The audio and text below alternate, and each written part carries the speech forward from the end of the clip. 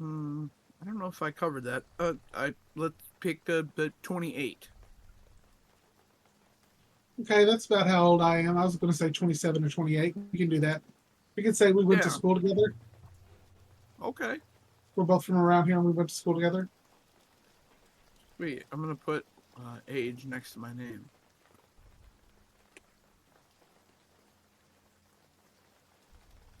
28. Sweet.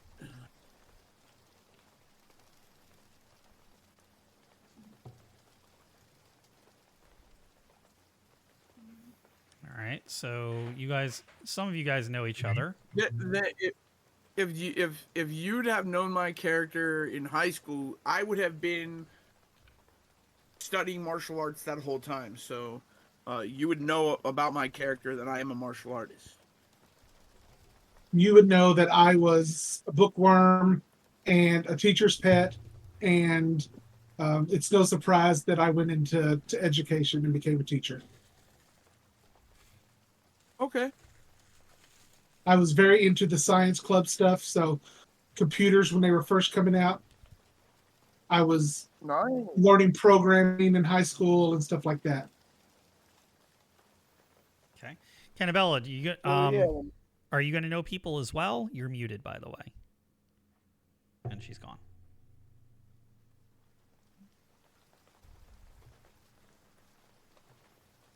Was it kicking her to AFK or something? I don't know. Try to bring her back up. I think it's here in the cert. Oh no, she's There she popped back is. in. Yeah, I'm so sorry. I'm having all kinds of connection problems over here. I would say I definitely know some of y'all because I'm going to be a librarian who can fight Okay. and fly planes. Oh. Okay. So So I'm an English teacher and I run the computer um, science department. okay. So we'll say so at that point we know Thomas is one of your former students or is your current student, right? Is that how that's going? No, I'm out of high school, You're freshly out of high school, okay. and I work at a grocery store. All right. We can, if Cannabella doesn't mind, Isabella could be the librarian at the school that Daniel works at. So that gives some Yeah. overlap. And then Death is a local martial arts instructor that is in the area. My character constantly flirted with the librarian,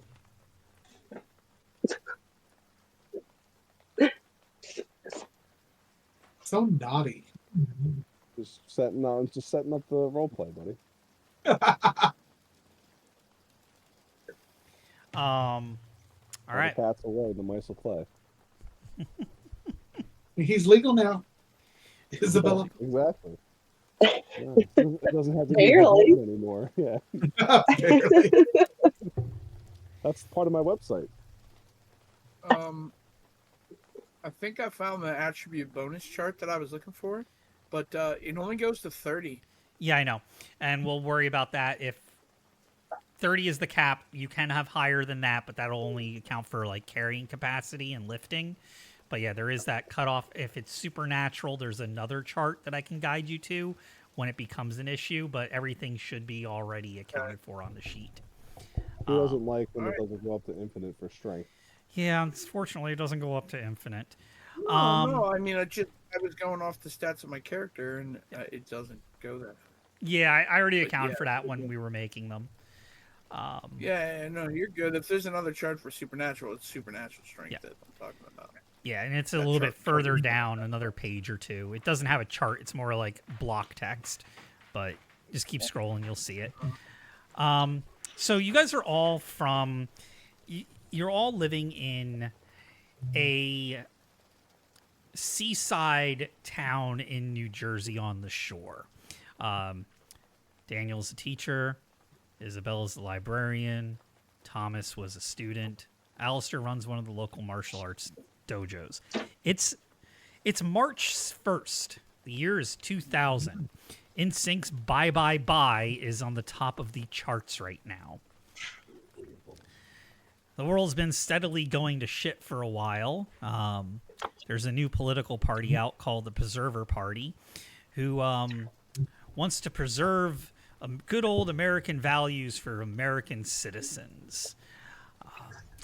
They've been a kind of like a minor third party for a few years, but they've been gaining traction in a way that is almost unheard of for third parties for a little while.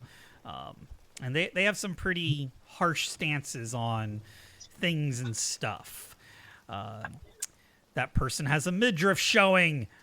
We can't have that. Get these books out of the library. Those types of people. Oh, And so the worst. yeah, they're just the worst. And life's been going. Like, you guys are just normal, everyday people. There is nothing special about you except for your jobs, if you like them or not. I'm going to turn it over to you for you guys to go through a standard day of the day in the life of each of you. Describe your characters, role play a little. Like, what do your characters look like? Where do you live? What's your apartment look like? Let's start with we'll just go from left to right on my screen, and we'll start with Daniel. Okay. I am about 5'11". I have sandy blonde hair. I weigh about 185 pounds or so. I'm not physically like super strong or anything, but I'm not like weak or anything like that either. I'm just a normal guy. Normally I wear khakis and a button-up shirt or a geeky tee or something like that, which has nerdy things on it. Like I said, I'm a computer science teacher and English teacher. So I live in a house in the suburbs that was that I got when my parents passed away a few years ago after I graduated from college. And it's like a nice big 2-story house, 4 bedrooms, and a fairly nice sized yard, tree, really pretty, kept up well. My normal day is I get up early in the morning, get ready, go to school, teach my classes, come home, make dinner, and then if friends call to go out, go out with them sometimes. If not, grading papers or playing around on the internet. Okay. Let's pass over to the next on that list, which is Alistair Theldred. So Alistair is a martial artist. So, I'm a pretty big guy, though not like ridiculously comically big. I'm like only 6'2", so not ridiculously huge like normal for my characters.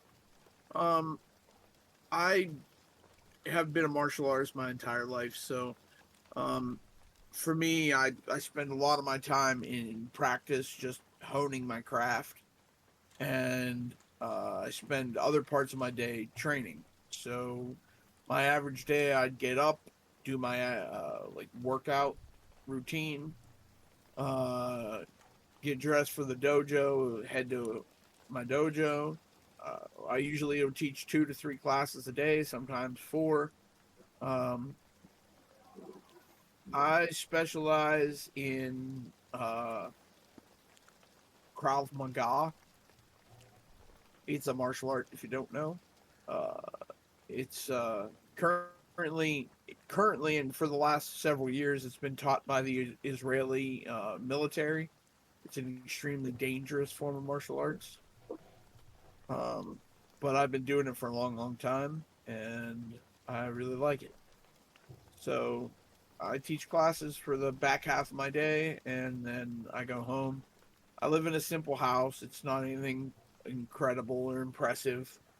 Um, it's just a little like ranch house on a like two. It's like a 2 bedroom. Nothing crazy. My backyard is an oasis uh, with room to practice martial arts and stuff in. It's quite nice. Um, yeah, I'd say that's about it. Okay. Moving over to Thomas Carey the Second. So Thomas lives with his parents in their, moderate 2000s house, um, with his three of his siblings, and if it's a weekday, he probably works at the grocery store 4 to 6. I'm sorry, from 6 to 10. And if he's not in doing that, he's in college, taking classes. And if he's not in community college, then he's sleeping till 4 o'clock in the afternoon, waking up, eating something unhealthy, and then playing games until 2 o'clock in the morning, if able. Does not have really any friends that are in real life. All his friends are online. And that's the rinse and repeats his life day to day. Enjoying life outside of high school. Okay. And we're going to move over to Cannabella's Isabella Williams. Well, I think that she's probably very beautiful, but like she doesn't know it. She's got a suspicious amount of money that nobody knows where it came from. Mm-hmm. She learned Krav Maga. She learned that shit with her hands right down the road. She's really good at that. She is the librarian, so she's really introverted. She likes books. She knows a lot about a lot of things. And she doesn't have many friends either. She likes to stay in shape, fight, shoot, and fly anytime she has any free time. So she doesn't really know what's going on in the world because she's not really like online much. She's always got her nose either in a book, in somebody's face, or in the sky.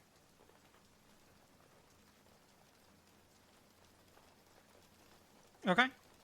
What else do you need to know? Do you need to know living arrangements? Probably like a loft apartment in the city. Solo.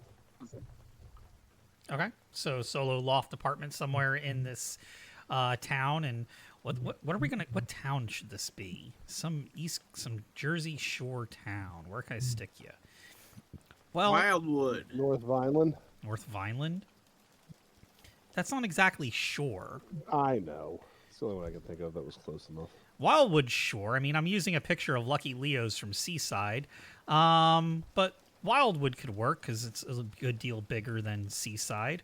You know what? Fuck it. Let's just go with Seaside. I've been there one time. We'll use Seaside because I know Seaside, New Jersey quite well. That's actually where I'm from. So, and I picked the picture of Lucky Leo's. I just wanted some nighttime cool backdrop, but So what I'm hearing is one of our sessions we should all get together in Jersey. that would require me to fly quite a distance. Yeah. Okay. But- All right, never mind. I'll stop. Keep it to Yeah, no, myself. I mean we could fit maybe. We'll see. Man, that's getting on a plane. Anyway, so it's March 1st. What are you guys doing? Like, what's going on? What's a normal day in the life look like for you guys? Wake up, do my exercises, get changed, head to the gym or head to the dojo, teach classes all day. Sleeping till 4 p.m. if possible, unless I have to work or go to class. Okay. Dope. And it's 2000. The year is 2000. I also don't have a cell phone. It's not unusual. Not everybody had a cell phone in the year 2000. They were A lot of- expensive. I knew a lot I of don't people had cell phones. I know a lot of people had cell phones too, but they were expensive. Yeah, I don't have a Yeah, ladder. and they were That makes sense. tiny. Ah, they were so tiny. They were either huge or tiny. So I don't have one. I mean, I'm a computer guy, but I can't afford one of those. Not at that age or not that time. I don't think I got my first. Hold on, no, that's not true. Yeah, it was about 2000 when I got my first cell phone.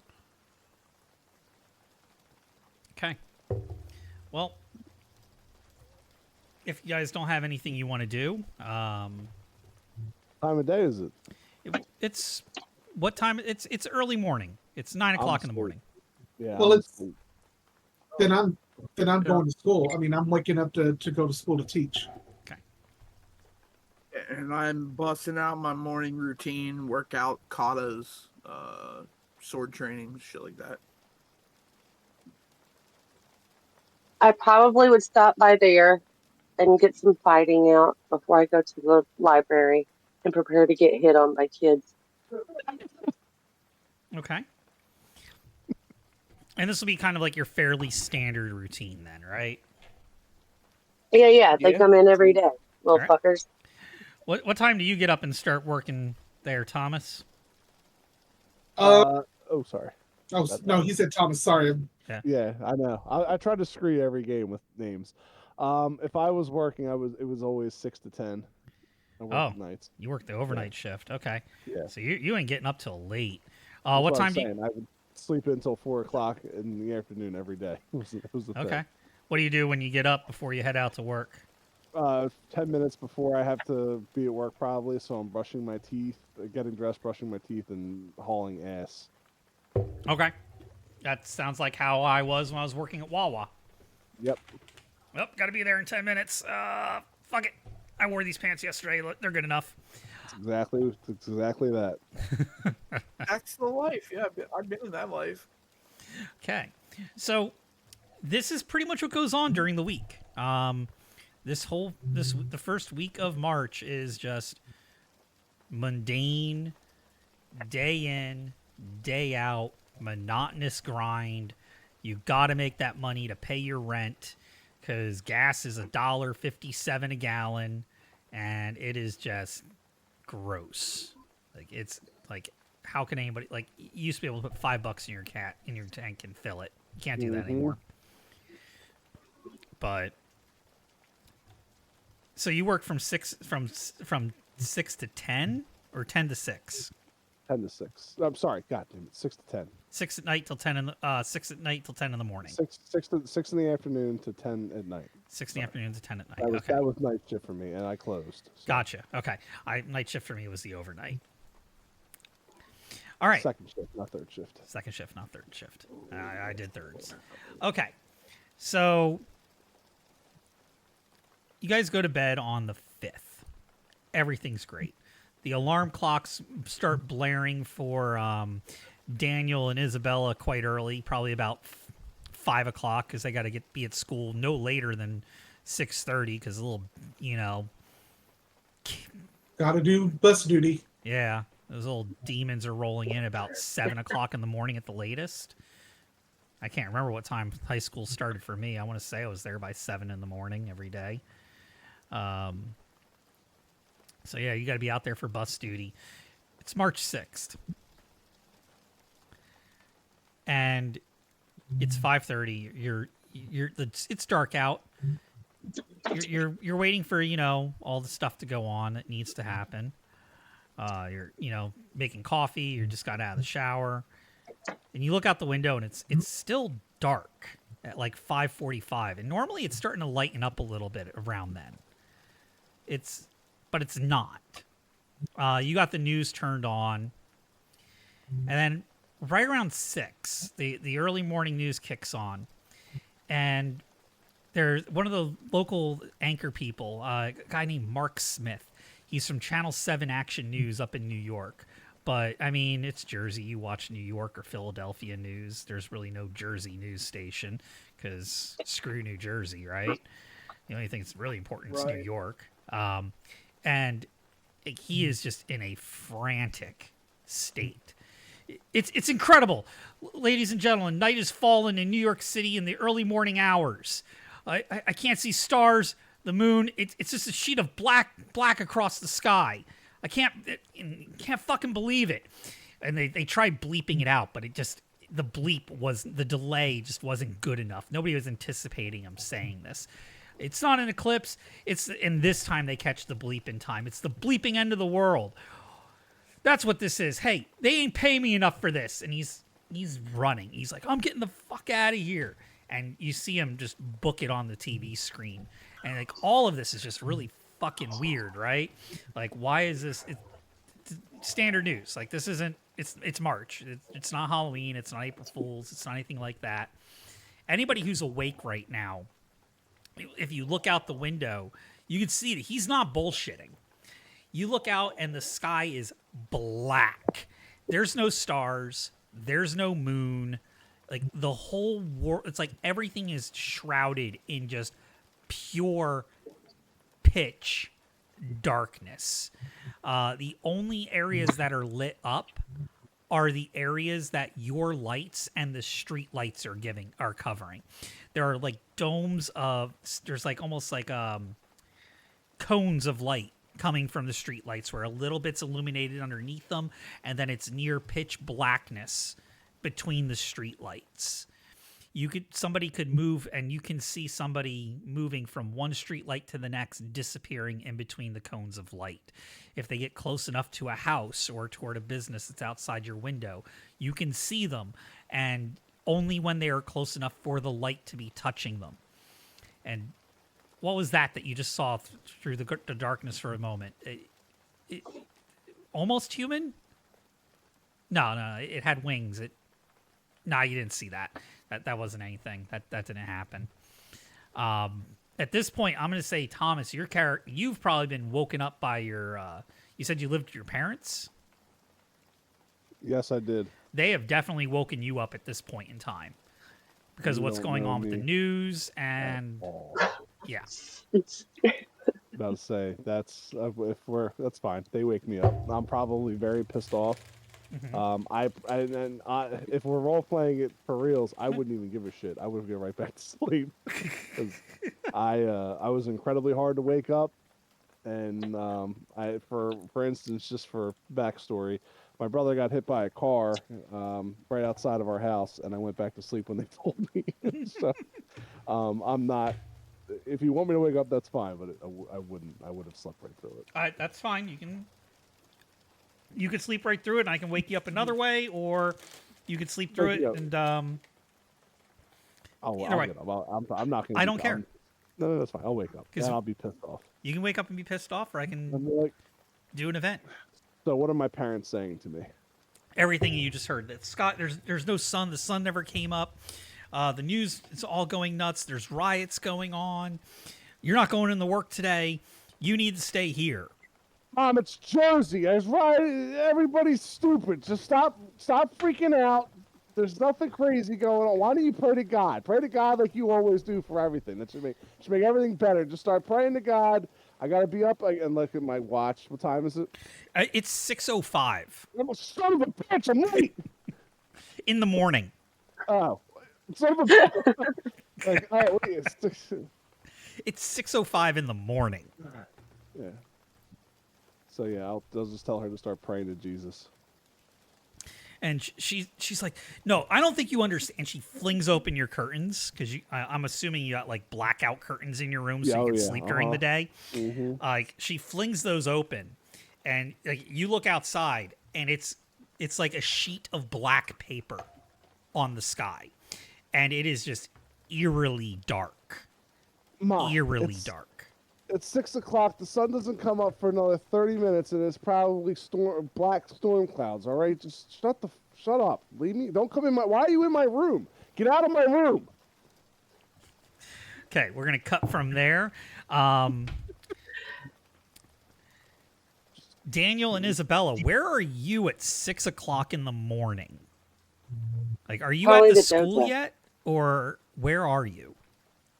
I go in late. I have special privileges Oh, okay. as the librarian, so I'm going to be at the dojo. Okay, so you're going to be with Alistair. Daniel, where are you? I will be at school. Just got to school.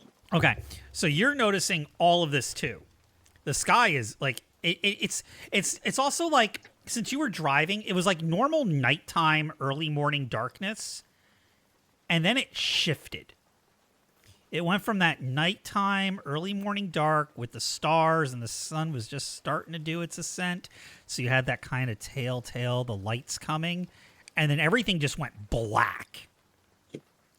Like you could barely see what's in front of you with your headlights. Everything just went black. Whoa. There's no stars. There's no moon. It's like it's like looking into pitch blackness when you look at the sky. And Okay.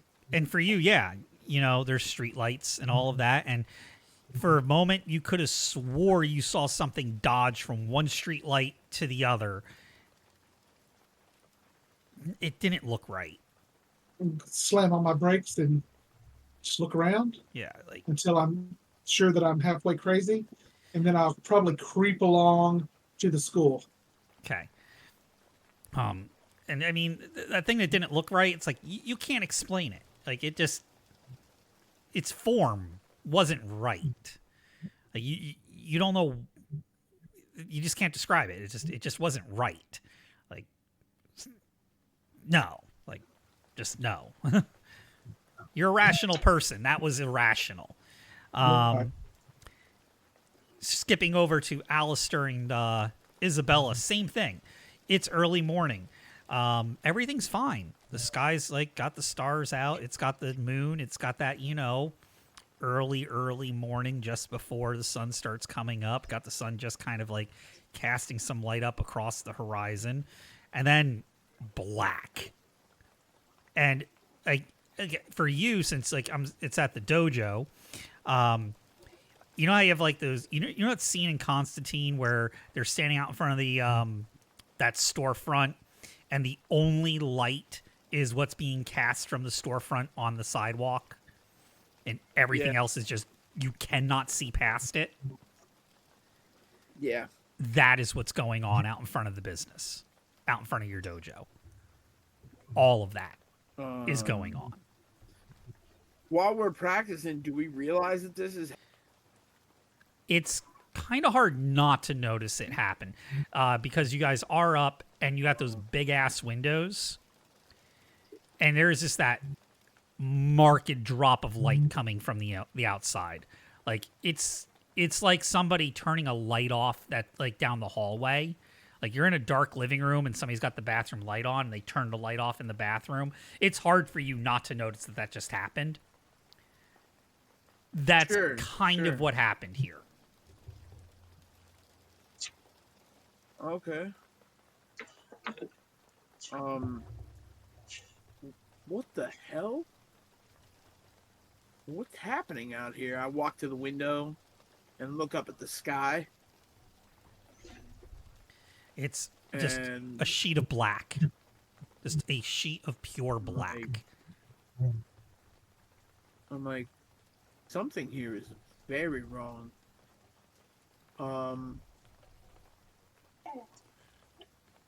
You may want to skip class today. It doesn't look good outside.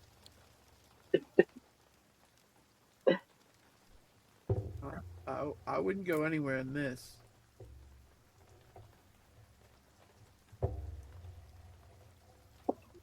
I go over to the door and I lock the front, and then I go to the back and lock the back doors. Okay. Same thing with you. When you go to lock a door, one of them has a window where you can kind of see like road or alley, whether that's in the front or the back.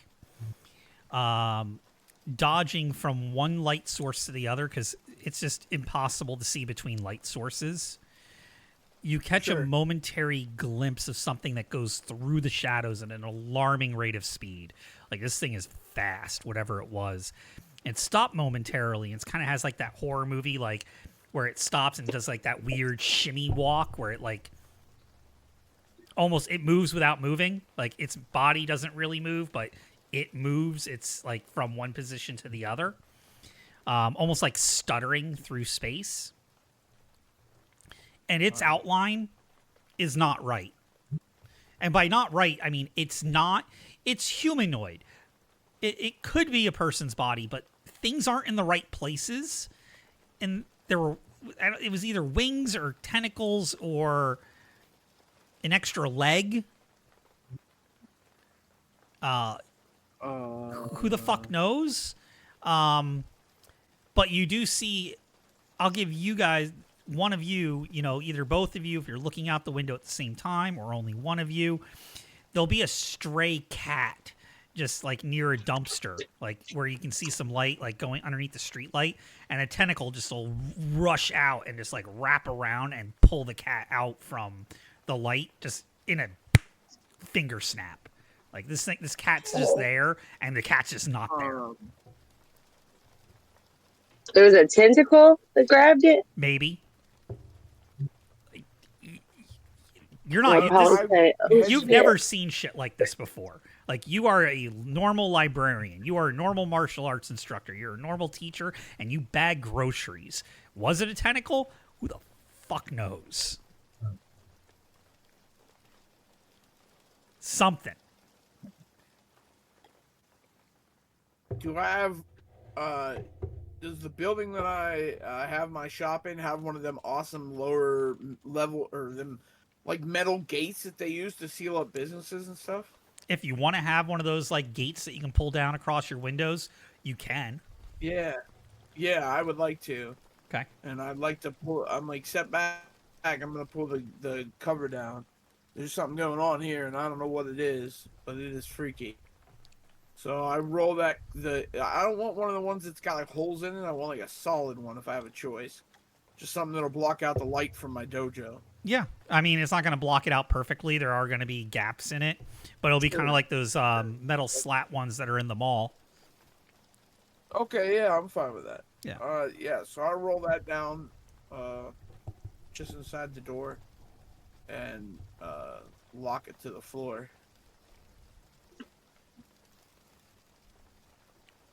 And then I walk over to the wall. There's like a recessed area in the wall that's got a set of katanas on it, and I grab the katana and slip it into the belt on my gi, and I hand Cannabella's character, whose name escapes me, Isabella, the Wakatashi. Okay. Yeah. I don't know what's out there, but we may have to defend ourselves. Okay. So then I'm going to want to go grab all the weapons that I could possibly fit on my person, tuck them everywhere. Probably look for some bottles of water. And bottles of water for the students and stuff, sure. There's the bottles of water? Okay. First aid kit? Do we have first aid kit? I don't know what this is. I just attacked a cat. I don't know. Yeah, it's a martial arts studio, so you would find like a pretty good first aid kit, and you would find like, maybe some like water, Gatorade bottles for students. I'm trying to think what else I would have in there. There'd be an array of melee weapons. Different kind of things. There'd be a lot of wooden weapons as well, as one of the classes I teach is the sword. Okay, so then I probably have like a backpack or some kind of bag with me to prep for the day. So I will probably like empty that out and just keep the essentials, phones, chargers, things like that, and then just like put just a little bit of water in there because I don't know how long we have to go and I don't want it to be heavy. Some first aid essentials, not the entire kit. Whatever small weapons. I, of course, will always have knives, ninja stars, things like that. So those are small. They can go there. And then I'd probably just like make sure all the windows and everything were secure. and just grab what other weapons I could fit on me. Just put them on me. Yeah, I mean, I probably wouldn't have ninja stars because that's kind of like niche. Um, No, but but I I would do. have, I yeah, I mean really that, do. dude, that's cool. That's cool. I mean, I do in real life. Yeah, I got a fucking arsenal Yeah, in real same. life. Nice, nice. Uh, so yeah, I mean, essentially just preparedness. Um, so I guess I would take a sword, and I would take. I would I probably wouldn't have a backpack, but I might have one of those like cinch bags. Those were popular at the time, right? Yeah. Yeah, so I'd probably have like just a black cinch bag, and I would do similar. I'd put some medical supplies and some water in my bag, and I'd probably put like a couple extra small knives that are fixed blades, Okay. and then I don't know, hook it around my shoulders, but wear it backpack style. But I'm just basically maintaining readiness now because I don't know what's going on, and I'm trying to peek out through the little holes in the gate just to see if anything's changing. Mm-hmm. Does anybody have any inclination to maybe contact other people, or is there any like? Does anybody else want to do any like jump in and do something?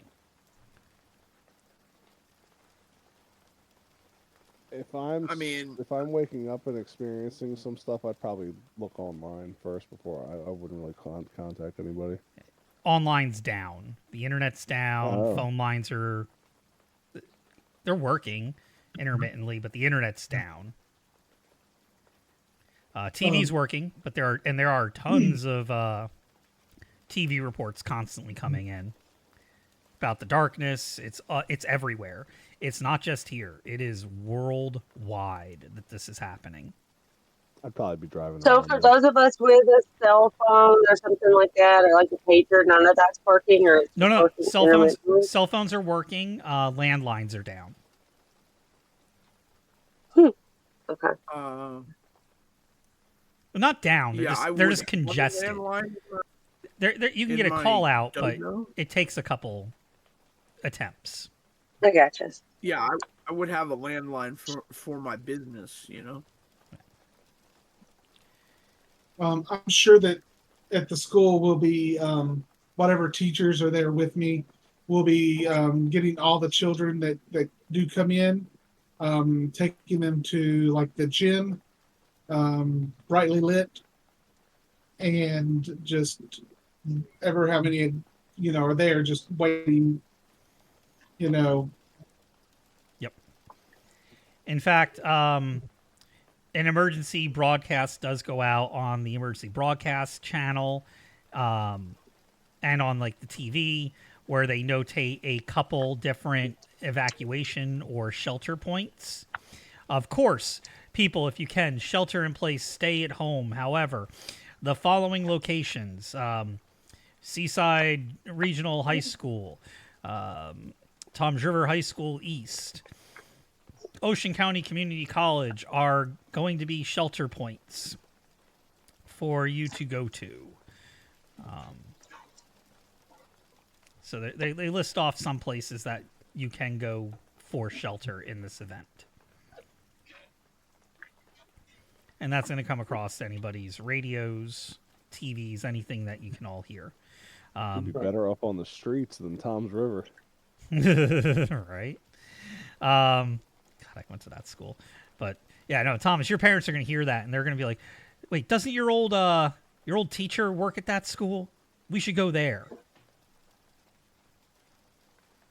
And I would say, being the gun nut that my dad was, and all that, because my dad would buy MREs and shit. My dad would have lived for this.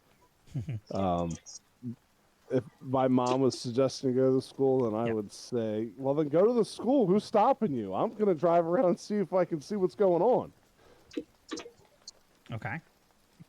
because that's what I would do when there was horrible storms and shit. I would drive around and see the damages and stuff. God, so did I. Is your dad still alive in this game? Yeah, and he hasn't started banging men yet, so it's a good time in his life. Oh, okay, perfect. So yeah, he's from what you said, it's gonna sound like he's probably not gonna want to leave, the house. Like he's got his fun little toys that he's gonna shelter in place with, and that neighbor kid knocks on my door, shooting through the door. We ain't even opening it. Is that kind of the thing, or is he more like, I'm gonna sit on the front black, yard yeah. with like the shotgun on the porch? No, my dad wasn't a redneck. I don't know how to politely say that. But he would have just been waiting like in the kitchen, just polishing guns and RC cars, waiting for something to happen. You don't have to be a redneck Probably- to sit on your front porch with a gun. I'm just making. My father. I try to shit on him as much as possible. That's fine. Yeah, no, he would probably was knowing my family. They were probably grilling burgers or some shit. Yeah. Okay, so you're out driving around watching this shit then. That's what I'd be doing. Okay. Cool. So, in that event, your driving is going to take you past the dojo. And you're going to notice that the metal gates on it are actually pulled down, which is something that's not very typical, unless it's closed. And as you're pulling by, you're going to look up through your windshield, and you're going to see this, like, humanoid form with like a bird head, with this big long spear and wings, like bat wings, and it's going to be flapping down, and it's going to land on the top of the like on the roof of the dojo, kind of looking down at you. And the only reason you could see it is it's actually in a light source, and it's stationary, and it has enough light that you can actually see it. And it looks like a humanoid body made of black metal.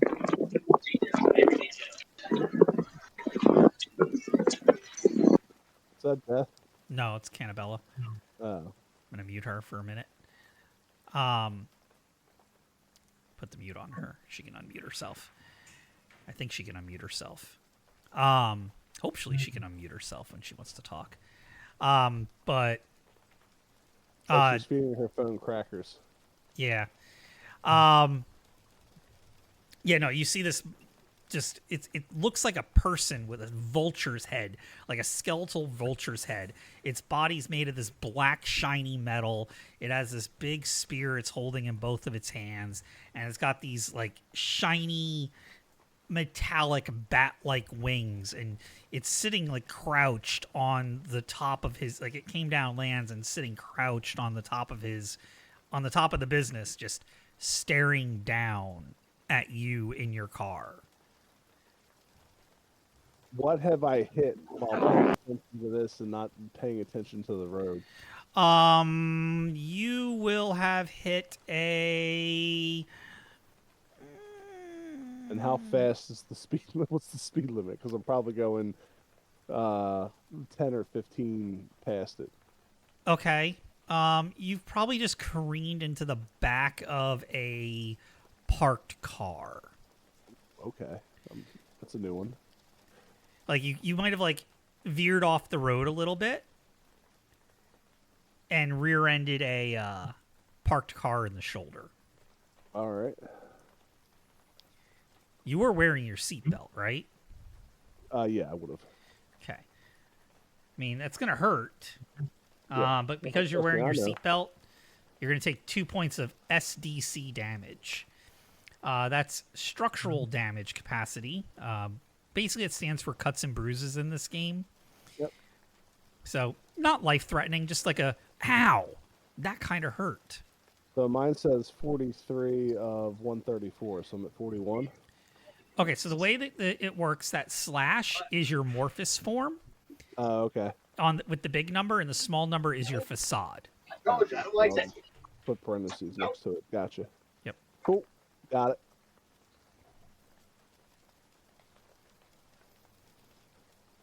So you just take 2 points of your facade's SDC as you smash into this thing.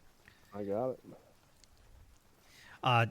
Death and Isabella, Alistair, Isabella, you both hear this crash outside the gate.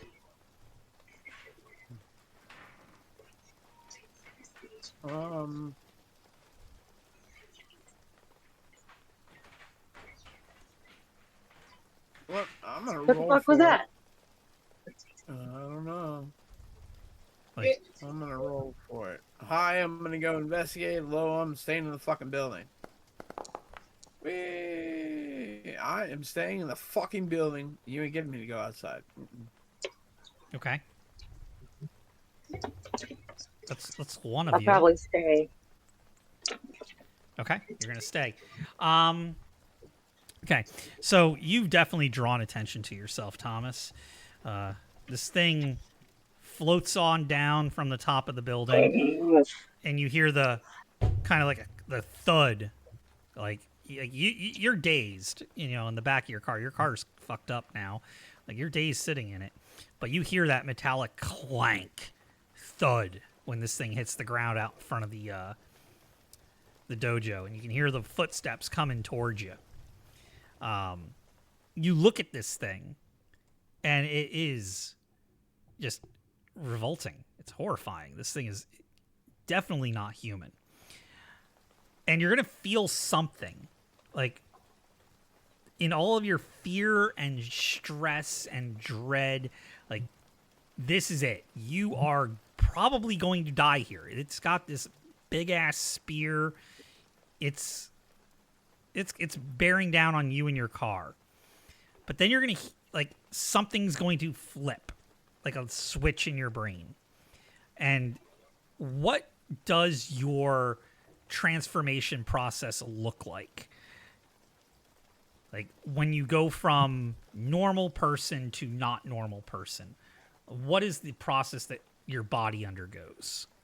So while this thing is walking towards me, I would be frantically trying to pull the seatbelt off in whatever way that I could. I mean, I'm staring at it the whole time, just panicking. And then I would feel my heart actually start trying to pound out of my chest. And as I start scraping, trying to rip this seatbelt off, I'm realizing I'm ripping my skin. And when I start screaming and seeing the blood on my hands, I still feel compelled to do it. And then my fingernails feel like they're starting to scratch on something hard. And I just can't stop ripping all of this out in a fit of fear. And then it starts sounding like metal scraping against metal as like I rip open my rib cage almost, pull out a layer of skin and see robotic circuitry. And then I notice that my hands aren't hands anymore. They're metallic claws. Whoop, hold on, read this correctly. At which point I start screaming at the top of my lungs, and I don't know if you would be able to hear this, Death, but as I'm screaming, at first it sounds like fear, and then it goes feral, almost as like a wolf howling in pain, or calling the moon, you're not sure. And while I'm howling and looking at my hands, I feel like the skin start to tear over, the metallic skin tear into a bunch of tiny little mouths that form sharp teeth and also begin howling in unison, giving us a horrible symphony of a creature being pushed past its mental and physical limits of pain. And then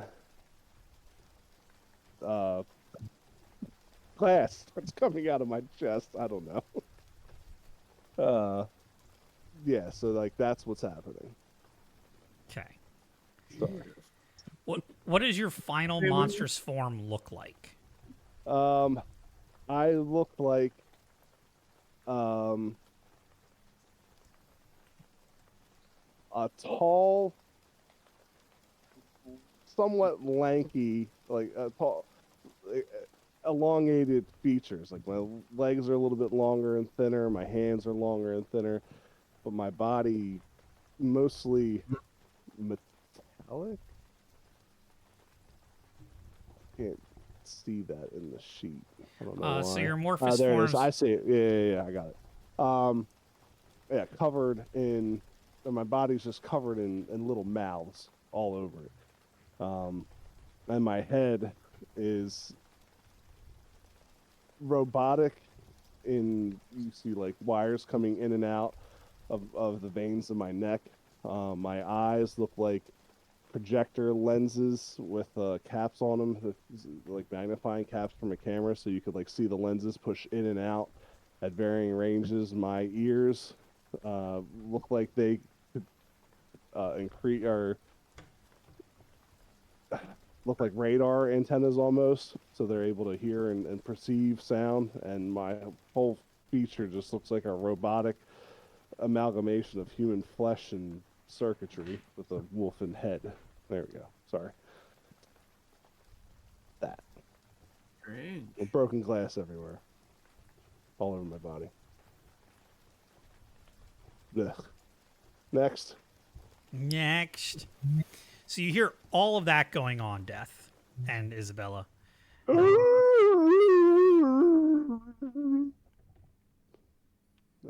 perfect. Sorry. What the fuck is that? I don't know.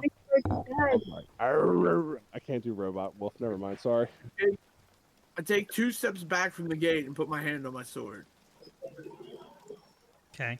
I'll probably pull a blade out of somewhere.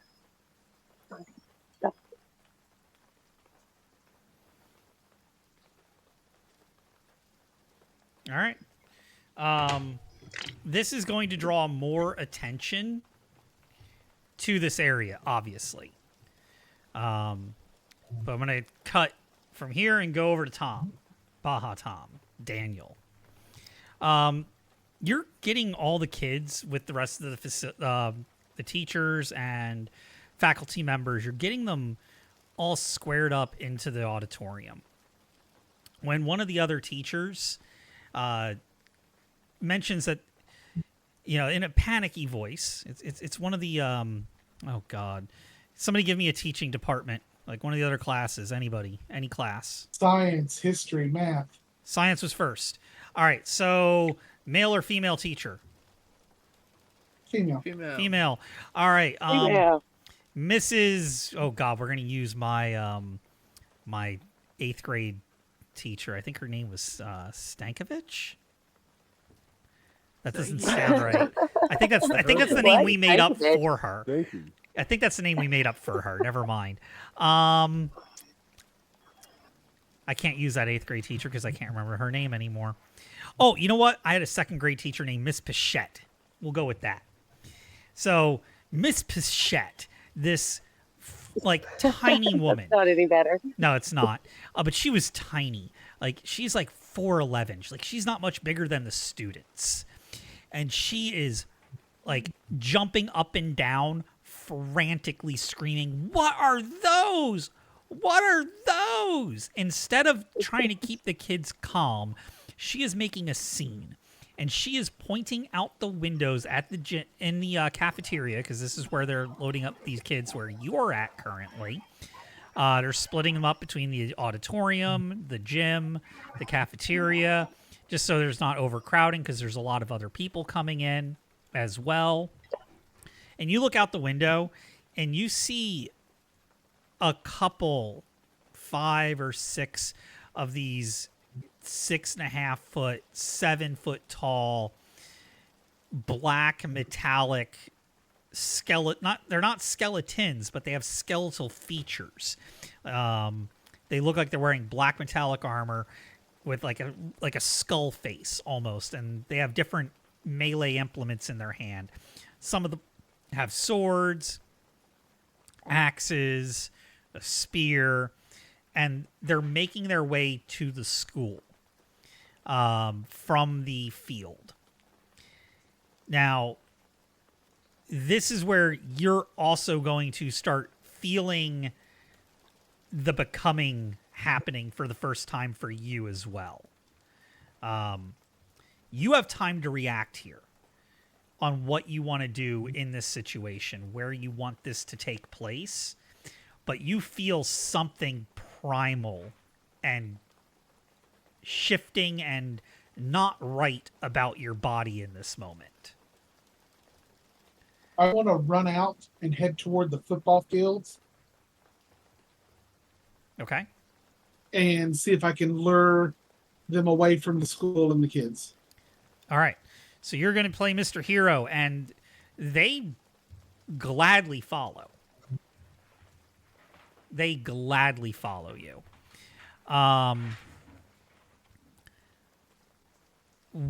As they're following, your becoming is going to take place because you're in this pursuit.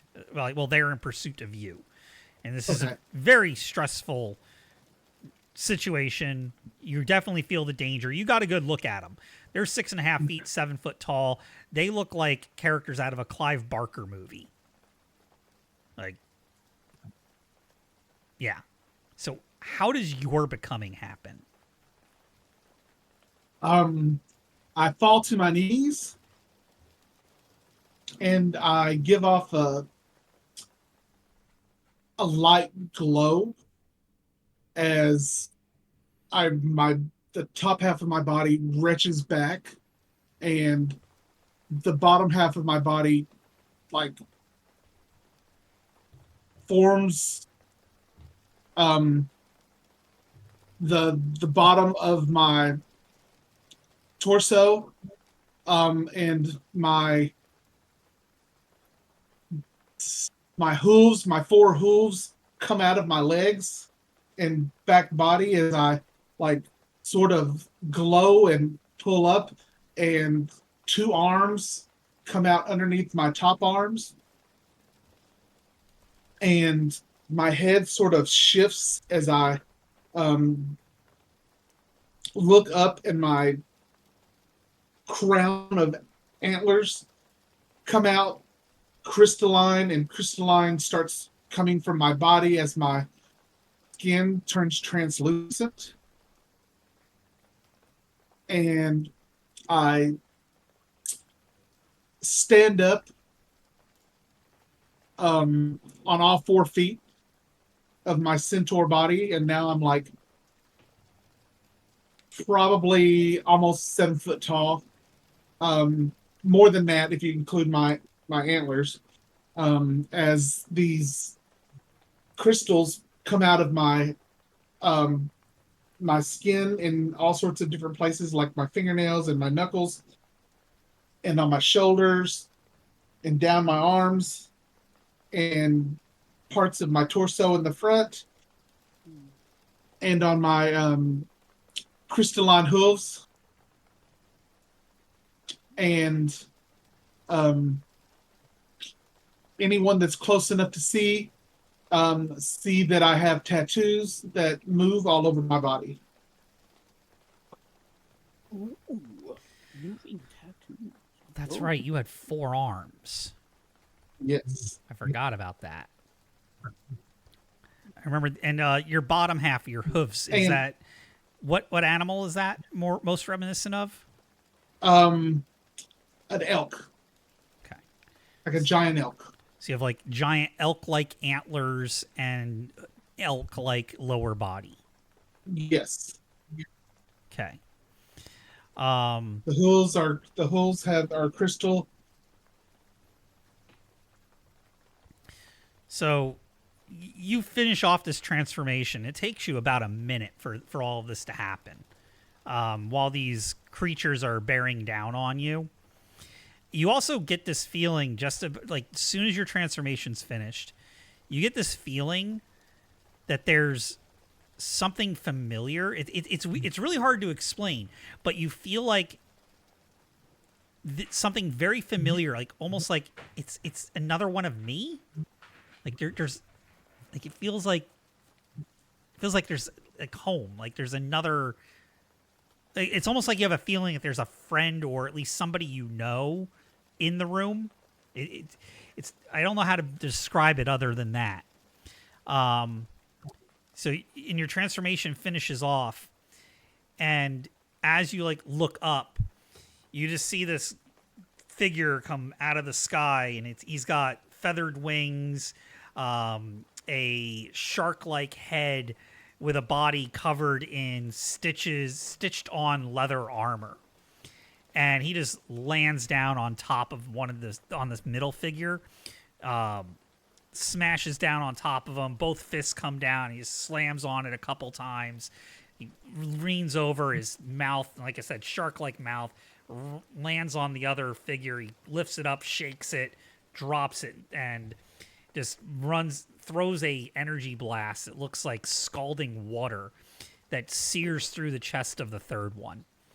And he looks at you, he's like, "Don't be afraid. I'm here to help." Somehow he was able to talk through those teeth. When I open my mouth, a shriek comes out. It's that one thing that causes everybody to dark song. Dark song. Okay. So it's every creature around has to make some sort of save or something. Hold on, let me open up the. Yep. Targets must roll a. Nightbane can emit a piercing, deafening sound. It can be an inhuman howl, a mighty roar, an ultrasonic keening, or even electronic feedback, depending on the Nightbane's morphus. Targets must roll a save. PE bonuses apply. If they roll under a 10, they are stunned for D4 melee turns. The attacker can raise this number to save by expending additional PPE. I'm going to say you can't do that yet because you don't know how to do that part yet. You can use the Dark Song, absolutely. But spending extra points to make it stronger. Oh, yeah, that's fine. That part, that part you can't do just yet. You're going to need to. No, I just open my mouth and it just comes out. Yeah, totally. That is totally good. So he gets a save. Saving throws are a D10 most often time. I'm sorry, a D20. Most oftentimes they're going to tell you the number you need to roll in order to save. In this case, they said 10 with PE bonuses. He's got a bonus of +3 in his Morphus form. So he definitely saves. And so, but it is a loud enough thing that he puts his hand over, like, puts one hand over where an ear would be. And, "Quiet down. I'm not here to hurt you. First time, huh?" Yes. What's happened to me? So many becoming, so many being born today. Night Lords are doing something, invading. I don't have all the time to explain everything to you now. Is there some place we could go? Someplace safe and away from all of them. We can't have them seeing you. And he points back toward the school. Right. We can go to my house. Okay. Okay. Lead the way. And he's going to flap up his wings again. And this is just the weirdest thing you've ever seen. It's a human body. Like, he's got a human body with stitched on... Where'd Frail go?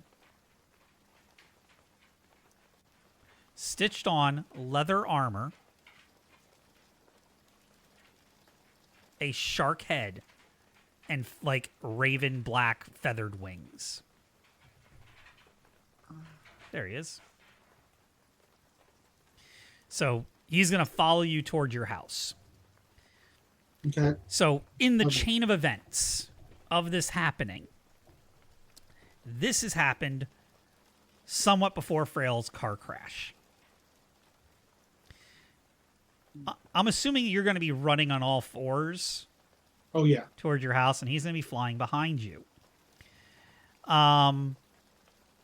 As this is as you're doing your running and flying, you have to run past a certain place.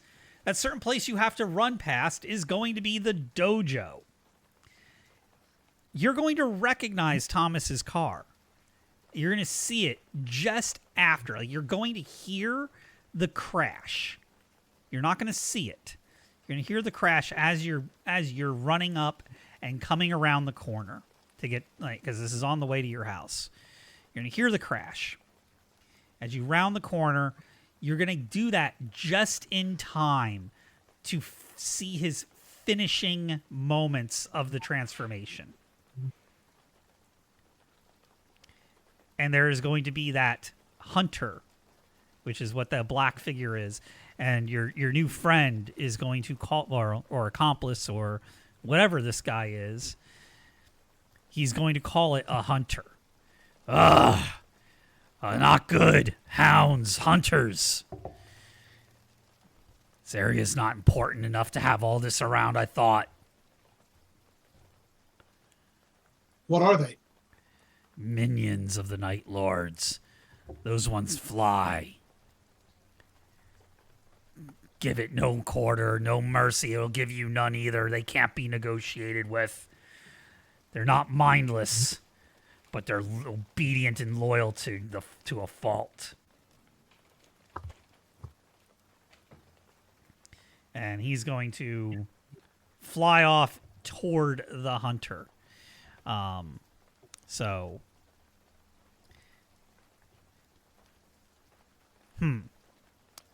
let's go ahead and call this our first initiative period ever.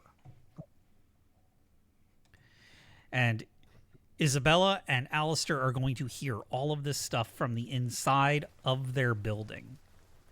Are we hearing them speak? No, you can't hear the speaking, but you're going to hear the combat that's about to happen. So for initiative, first thing you're going to do is roll a d20. On your character sheet, there is going to be a bonus to initiative. And that's either going to be in your and we might need to rework your character sheets so they work well for you on their layout. But it's either going to be underneath hand-to-hand bonuses or Morphus bonus. I'm looking at your sheet, Tom. You have a +2. Yep. So I'm 12. So you are 12. I have a +4. Frail.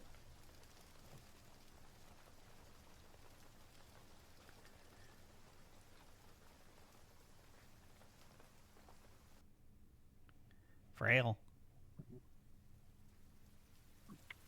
Sorry, my internet went down. I'm trying to get it to come back up. I can't get on Foundry. If That's you want okay. to roll it for me, I can tell you what my initiative is. Or if you just have a die handy. I do not. Okay. I can roll for you. Or Tom, you want to roll for him? Your call. Sure. What's your bonus? Where is that speed? Where is that set? It's on your character sheet. It would be underneath your Morphus, probably. I can look at your Okay. character sheet, though. No, I got it right here. I'm looking at it. Morphus. +2. Where do you see that at? So you'll have right combat. there. Bonus Morphus. Yep, I see it. Okay. Yep, +2. 11. All right. So the first one we're going to say was your new buddy, and then the hunter is a 11 as well. So it's going to go new guy, shark face, the shark face killer. Frail, hunter, Tom. No, Tom, you have a +2, so you're 12. Yeah. Sharkface Killer, Tom, Frail, and Hunter. All right, Sharkface Killer is going to wind up. Now, these things do have something called an armor rating. Armor rating, there's two types of armor rating. There's natural armor rating, which is what this has, and then there's armor rating. This is denotated by an AR on a character sheet, if one exists. This thing has a 13, and it's a natural armor rating. So what that means is you need to roll a 13 or higher to damage it. Now, a 5 or higher will still hit it. This will come into play if you have certain abilities that require a touch. You can still get that touch and the effects, or you can still grapple on a 5 or higher. But in order to physically damage, you need a 13 or higher. and that's with all of your bonuses. He has a +4 to hit, so he hits. And he does 2d6 points of damage. 10. All right. You are up, Thomas. All right. So I'm going to run up on him and attack him. Okay. So, gonna punch him. You meet his And- AR, so and that's before bonuses. Right. And I'm going to do a full strength punch.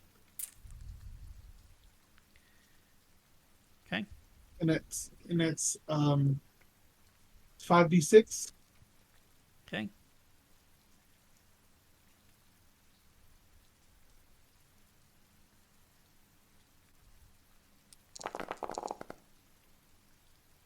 Damn, 18.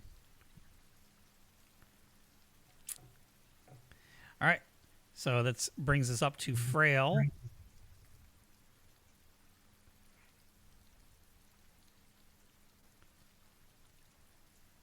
So, I'm in my car, right? Yes, you were in your car. Or just getting out of it, like you're there, like you're either sitting in your front seat or you're just outside your front seat. It's your call. Well, my question is, I mean, am I comforted by this feeling? Am I sane? I mean, I would think I'm still having an internal panic attack. So you might be still having an internal panic attack if you'd like. You do feel something familiar, something the same coming towards you. And you do notice that when the shark-headed, raven-winged and guy and the creepy crystalline centaur come up and they both slam into the hunter, you notice that feeling was coming from them. So you feel something welcoming about it. Yeah, but I mean, like, my physical state was not painful. Not... The transformation didn't hurt. But the aesthetics of it, the change, and seeing this, I don't think I'd be handling this well at all. Okay. I'd be probably having an internal panic attack and just trying to get away. And like run. Okay.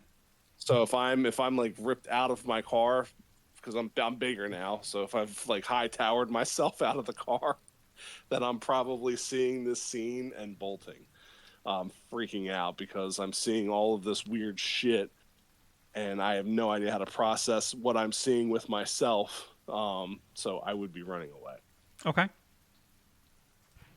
So you can be running. That's okay. That can be your action. That's my action. It is going to take a swing at Thomas because he did the most damage. And a 12 does hit. You do have like the crystalline thing going on, so you could parry the weapon. Or you could just tank it. In this situation, I would say a parry would be a okay thing to do. Would probably be like, because it's not going to cost you any actions or anything like that. The way a parry works is you roll a d20, you add your parry bonus, and you just have to beat that creature's attack rating. So in this case, they rolled a 12. So you just need to roll a 12 or higher on that d20 to deflect all the damage that's coming at you. You rolled a 9. With your bonuses, does that meet or beat 12? What bonuses do I get to use? So that'll be underneath either combat or Morphus bonus. And it'd be strike, parry, dodge. I'm looking at your sheet. +2. So yeah, no, I didn't. You didn't. It's at 11. Okay, you got close. Yep. But you still get your next action. So that is, everybody has gone one action. Okay. That has been 15 seconds of time. Isabella, Alistair, you hear screaming, fighting, outside the gate.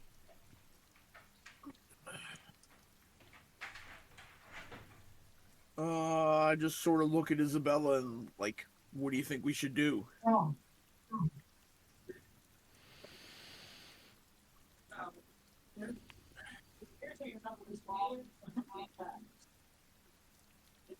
Hello?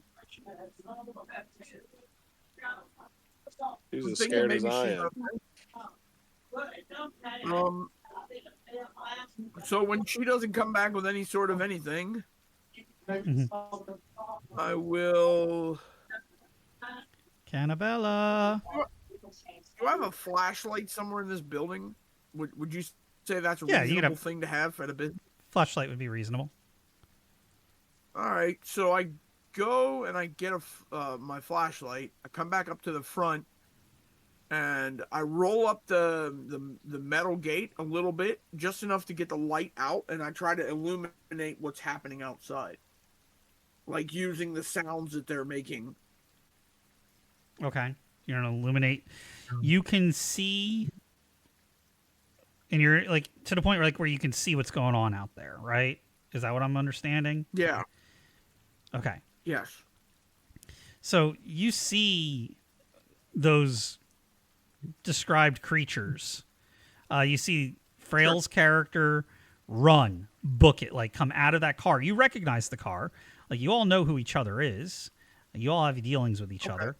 You know whose car that is. You see that creature bolt from the car, this strange mouth-covered metallic wolf-headed thing run from the car. You see this crystalline elk-like centaur slam into this black metallic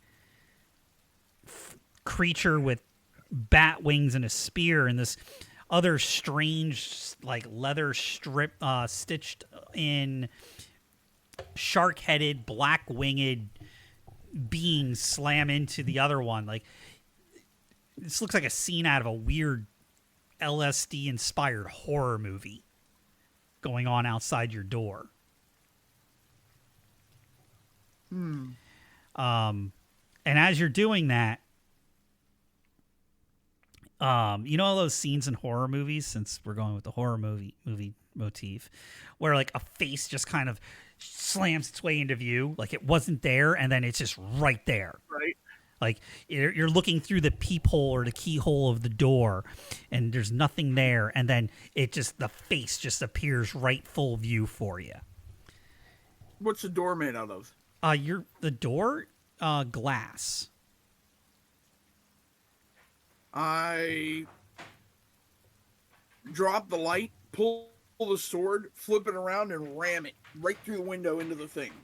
So the thing that appears, and it's something that just drops off the top, like that's how it appears. It just kind of falls from the top of the building, is one of those. It's one of the things I described from the earlier scene, where it's very similar to the vulture-headed one, but it doesn't have wings and has a skeletal face. If you want to do that whole I'm going to hit it with the sword, you can do that, because there's like you're going to have to like shoot through the glass door, which isn't going to be any penalties or anything to hit. It's just going to make it it's going to give a little bit of an armor rating. Okay. This thing has an armor rating of 13, and you know what you're doing with a weapon. You are trained, but the glass is also glass. This is an older building.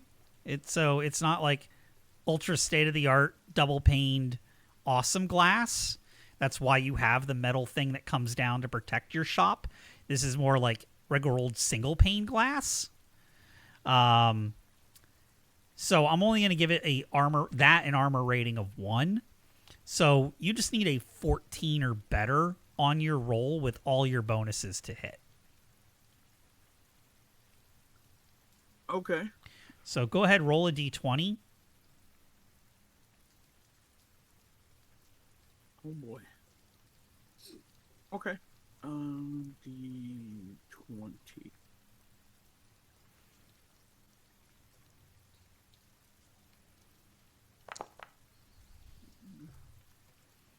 15. 15. That definitely does it. You also get bonuses on top of that, but you have definitely Yeah, beat I'm it trying out. to figure out where they are, where the bonuses would be located when you're not in your Morphus. Yeah, you don't have very many, to be honest with you.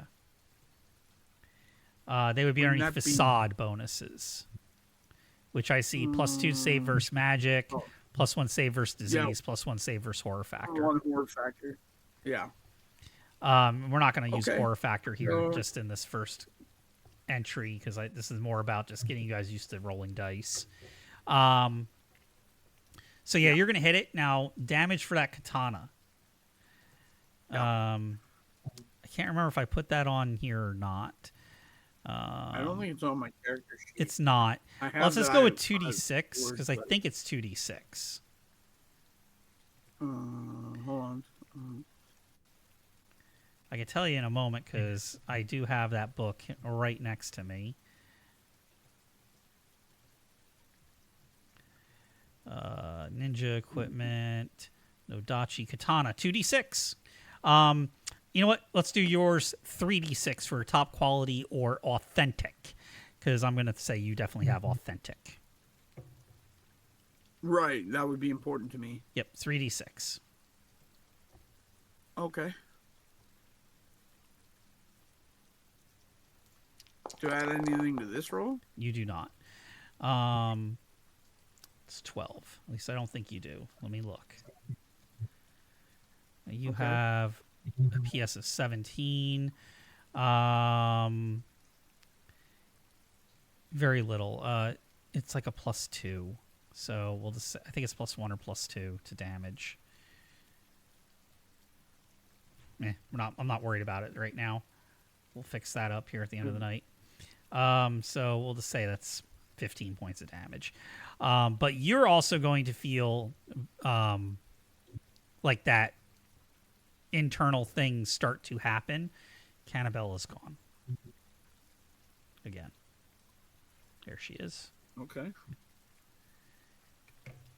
Get her up on the stage. Okay. So you hit it, and you're going to feel something internally happen as well. Like this primal fear and anger and stress. Like it's all going to hit you. And you're going to start undergoing your change. Isabella, you see this black metal figure like fall from the top of the outside. This is outside. Drop down from the roof, and Alistair slam a katana through the pane glass door into its chest. He does a little bit of damage. He backs off. He is not looking so good, though. He's not looking like he didn't get hit or anything. He's just not looking so hot. But you are also going to feel that fear and all of these emotions inside, and you're going to start feeling the change coming on. Which one of you wants to describe your monster transformation first? After you. Go ahead. No, after Okay. you. Sure. So, I guess the first thing you would notice is that my skin gets immediately much darker colored. But not in a natural like blackness, like an African American blackness. This is like black, and then it like bursts through with fur covering my whole body, and I become very feline looking in the face, but big fuck off teeth, exceptionally larger than a creature like a cat of my size would have in their head. Essentially you're looking at like a werecat, except where my chest would be, there is a jet engine like set back into the meat.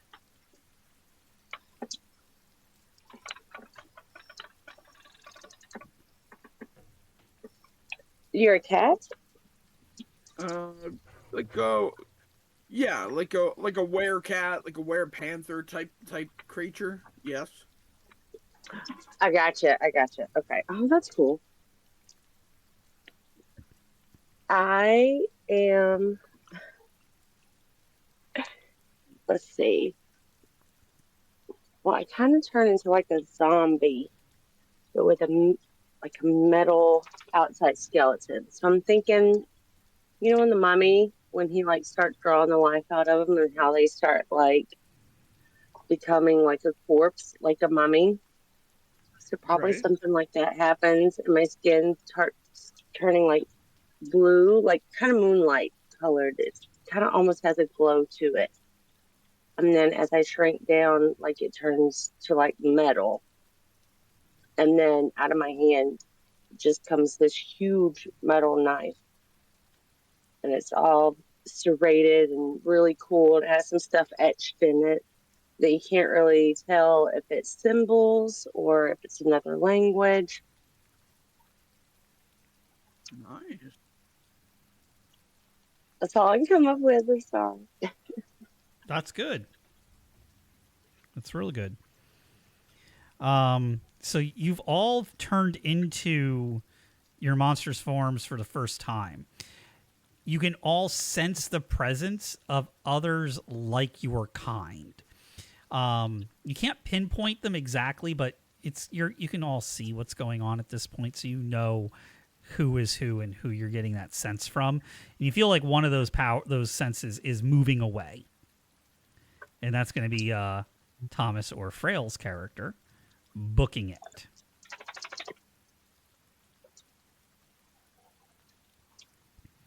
All right, so that brings us to let's go ahead and Cannabella and Death, why don't you go roll a d20 as well for initiative? Sure. We're going to do... All right. I too am having connection issues, so I'm going to use my real life dice. Totally please. good. Totally good. I got a 10, dude. I have a +1. So Okay. I got a 10. 10. Let's see. Oh, I got a 17. 17. Okay. So... Do I need to send pictures as proof? Nope. We play by the honor system. You roll like 15 20s in a row, and we're going to have you turn a camera on. But Right? no, I always play pretty much by the honor system. All right. So, all right, top of the round. It's going to be Cannabella, you get to make go the action first. Oh my god. Okay. So what you're going to do is tell me what you're going to do, and then roll a d20. Tell you what I'm going to do it in. Okay. All right. What's the situation again? So I can sense that somebody's moving and like away from us. You can sense somebody's moving away.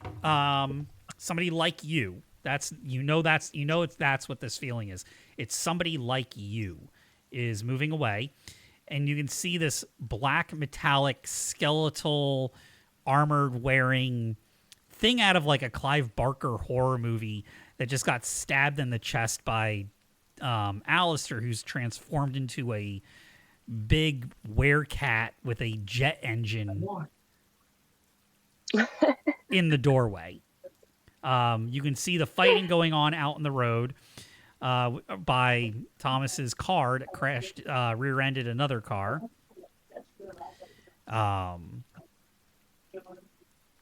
And you can see the crystalline, translucent-skinned elk centaur and the weird shark flying man. Who is moving away? Can I see who it is? The person moving away or thing moving away is the one that's got the metallic dog head with camera lensed eyes and like radar dishes for ears. There's two things that look somewhat alike. There's the black skeletal thing and then the black skeletal bird-headed thing with wings. Okay.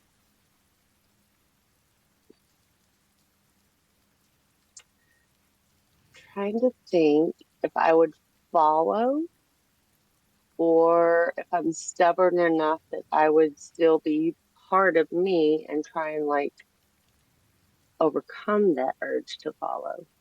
Like when we are we like completely gone? Is there any of us still left in there? What do you mean, gone, left? You Like, didn't just mentally change, just Yeah, your body. yeah. just your body changed. Your mentality hasn't. Okay, well then I'm gonna fight that shit, and I'm Yeah. not gonna want to go follow because that's what everybody else would do. They just let that urge to go take over and follow. Yeah. And I'm super stubborn, and I know that that's probably not good because I'm smart enough to know that what's happening is really super weird.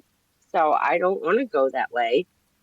Um, so I don't know. I might try and like back into the shadows for a second and like assess the situation and see what the hell is going on. Yeah, you know that you've changed. You felt the change. You know you are different now. It's just, but your mental faculties are all you.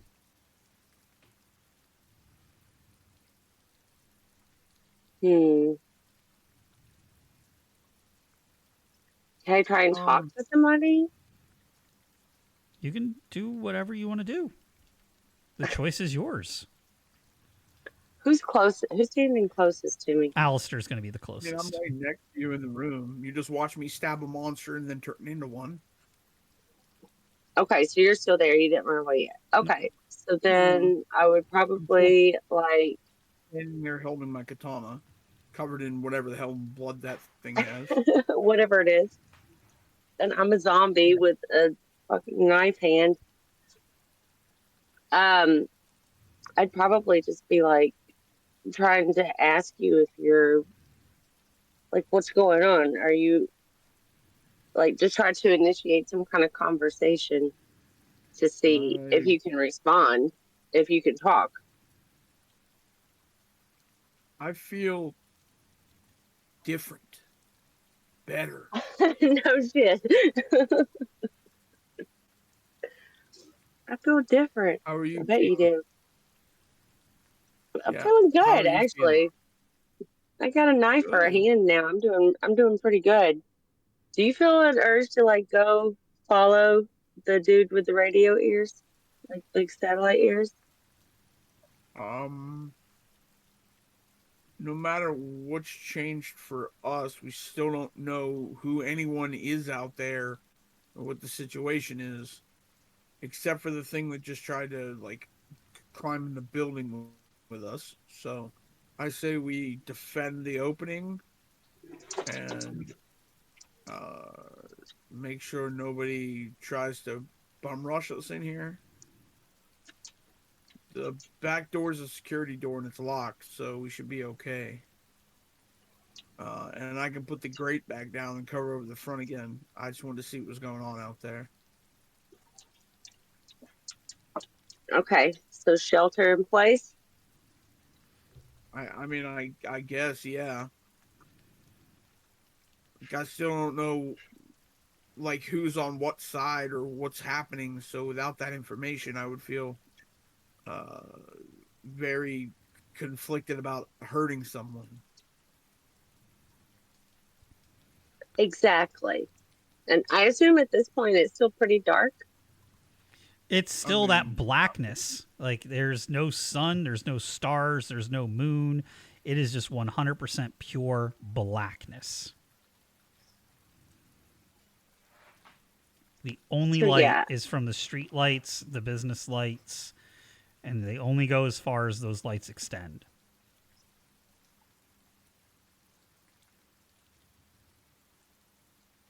I think we should secure the building a little bit more than what we initially did because locking a window is not going to keep this shit out. well, the gate should hopefully keep us out, keep whatever's coming out. So I'll push the gate back down and lock it back closed. Is there a back door? There's a back door, right? It's got one of those little There windows is in a it. back door, yeah. No, there's no windows in the back of the building. Just these big Okay. ones in the front. I use this metal grate to cover the front of the business when it's closed. So we should be okay.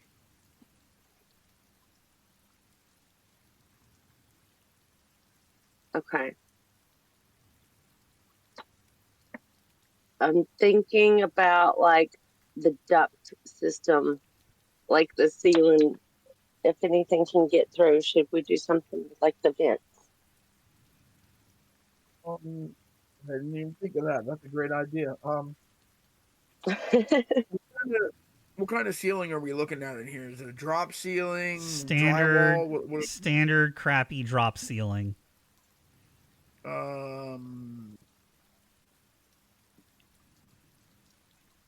Well, being that I have this jet engine, can I just slowly rise Yeah. So off here's the the deal: ground? you just stab the thing; it ain't dead. Oh, it ain't Nope. dead. Oh, Nope. okay. Well then,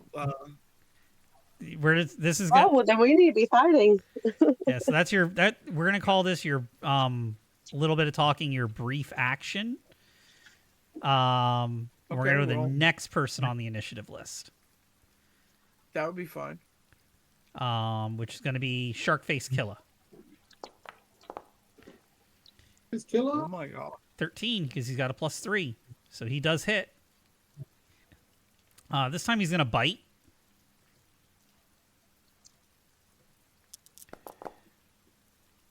$17. So he sinks down onto this. The hunter gives it a good shake, tosses it up against the car. It's not dead, but it is really freaking hurt. Like it's pretty beat up. This thing was pretty beat up before it got to you. Speaking of it, and that's going to bring us to Tom or Daniel. Yep. And I'm going to punch again. That's not going to do anything. You're going to hit it, but when you make connection with it, the armor, you're going to feel like it's kind of like when you punch a wall when you're really mad. Like you Right. hit the wall, but your fist just stops. Like,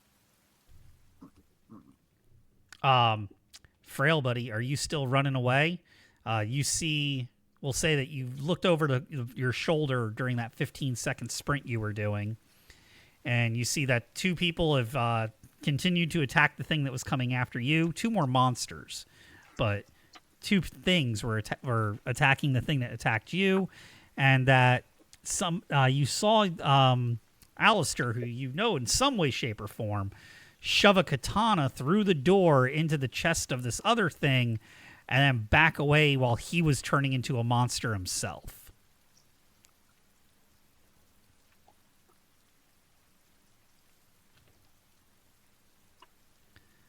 So that is something you do see happening.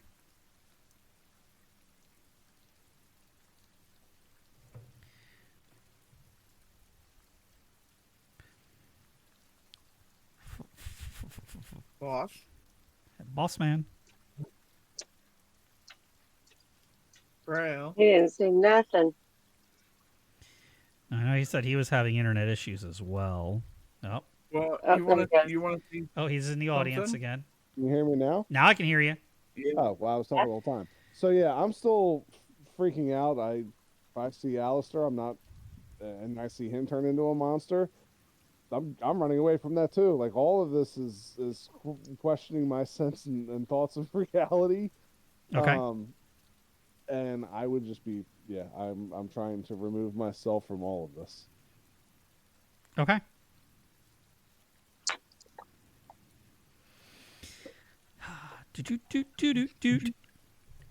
Hunter thing. Discord is doing something really weird for me, and I'm gonna send a picture to the World End chat. I just sent it to Frail because it's freaking out. Look at this.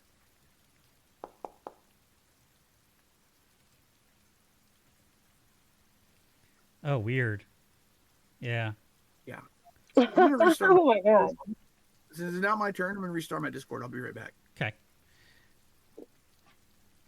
So the hunter is going to take a swing at the shark guy. he is going to connect. The shark guy is going to attempt to parry. We need to get above an 11. Hey, look at that. So the shark guy... It's weird. Death showing in the room still. Okay, Maybe it's just your server. no, my server's good. It's paid for, too. Okay, well, I see everybody's name correctly now. Okay. So. I got 2 of you in the room now.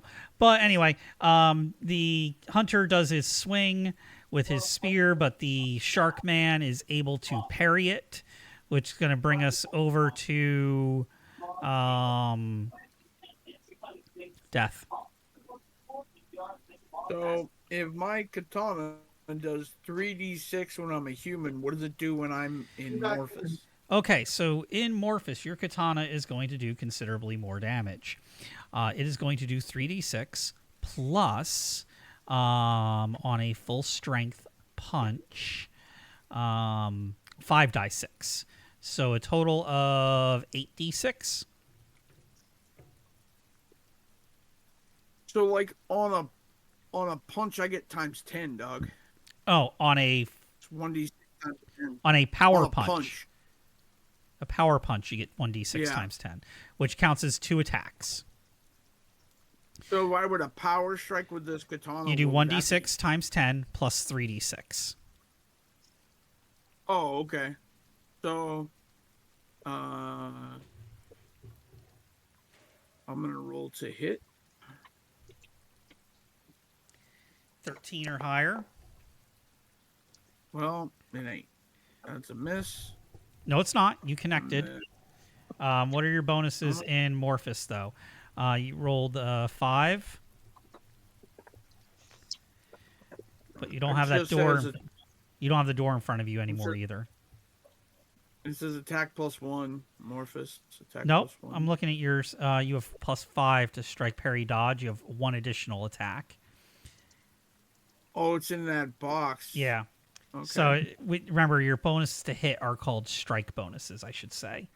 Your strike. So that is going to be a 10. And I'm going to give it to you because that door is no longer between the two of you. Okay. So, D6? do I need to declare that I'm using a full power punch before I do Yes. that? Not before As you roll the moving attack power- roll, but you do have to tell me that you are using a power punch. Okay. Well, I'm trying to use it. That's why I asked. Yep. So I'd rather do that if I can. Yeah, absolutely. So it'd be 1d6, and then you times this roll by 10. 60. So 60 plus 3d6. Yep. So 9. 69. So yeah, you do basically 70 points of damage with that one hit. This, I'm going to say, you do this cleave down attack, and it just cleaves straight from like shoulder down through the clavicle, through the neck, through the chest, and kind of splits it in half, and it just falls down dead in your doorway, which will kick us back to the top of the round with Isabella going first. Okay, so it's dead now? It's dead now. You have an option to do something else, or do anything, really. What would you like your action to be? If it's dead, I think I want to investigate it a little bit further up close when Okay. it's not trying to kill us. Okay. What are you looking at for or at specifically?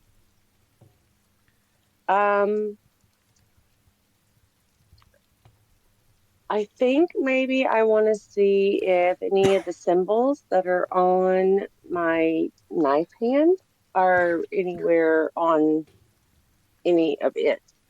Okay. They are not. The metal Oh, on well, this thing is just smooth, shiny, and black.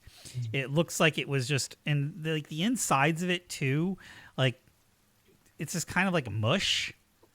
It almost looks like organic material just shoved in a suit of armor that was kind of like press molded around it.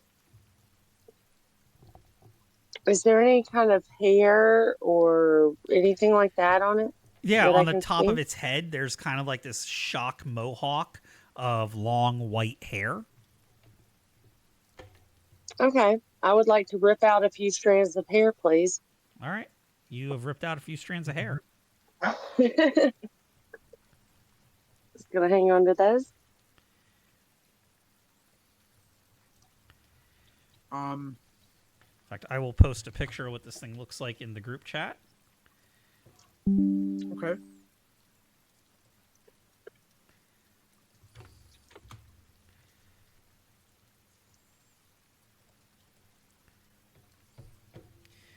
That is what Death just killed. Did This it have that sweet axe? It did not. It just had a sword. I'll tuck the sword in my belt. Okay. And then that's what the other guys are fighting over by the crash car. Would you say it's fair to infer that the two things look similar enough to place them on the same team? Absolutely. Okay.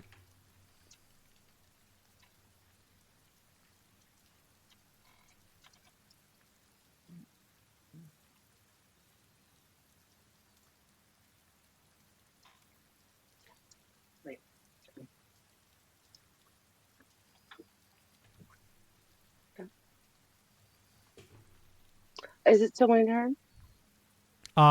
You can do yeah, you haven't actually taken a full action yet. Oh shit. Okay. Okay, so I stole some hairs and then okay, so these guys are similar, so that dude obviously did not have good intentions toward us, so I feel like maybe that other dude down there, he's got a really cool sword looking thing, and I might want to try and get that from him because that's really cool. So I would like to go attack that dude Okay. with my sword hand. So you're going to roll a d20. Oh, let's get it.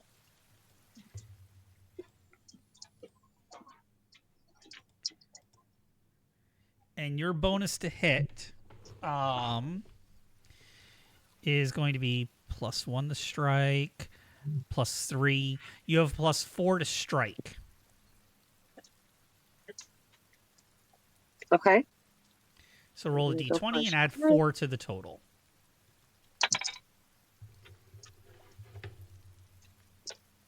14, so 18. That definitely hits. Nice. Can I have that sword, please? You need to do damage. Oh, So you're using your knife hand, correct? yes. All right, a knife is going to do a d6 points of damage, but you also have supernatural strength. So, are you doing a full strength punch or a power punch? Full strength uses 1 action. Power punch uses 2 actions. I think probably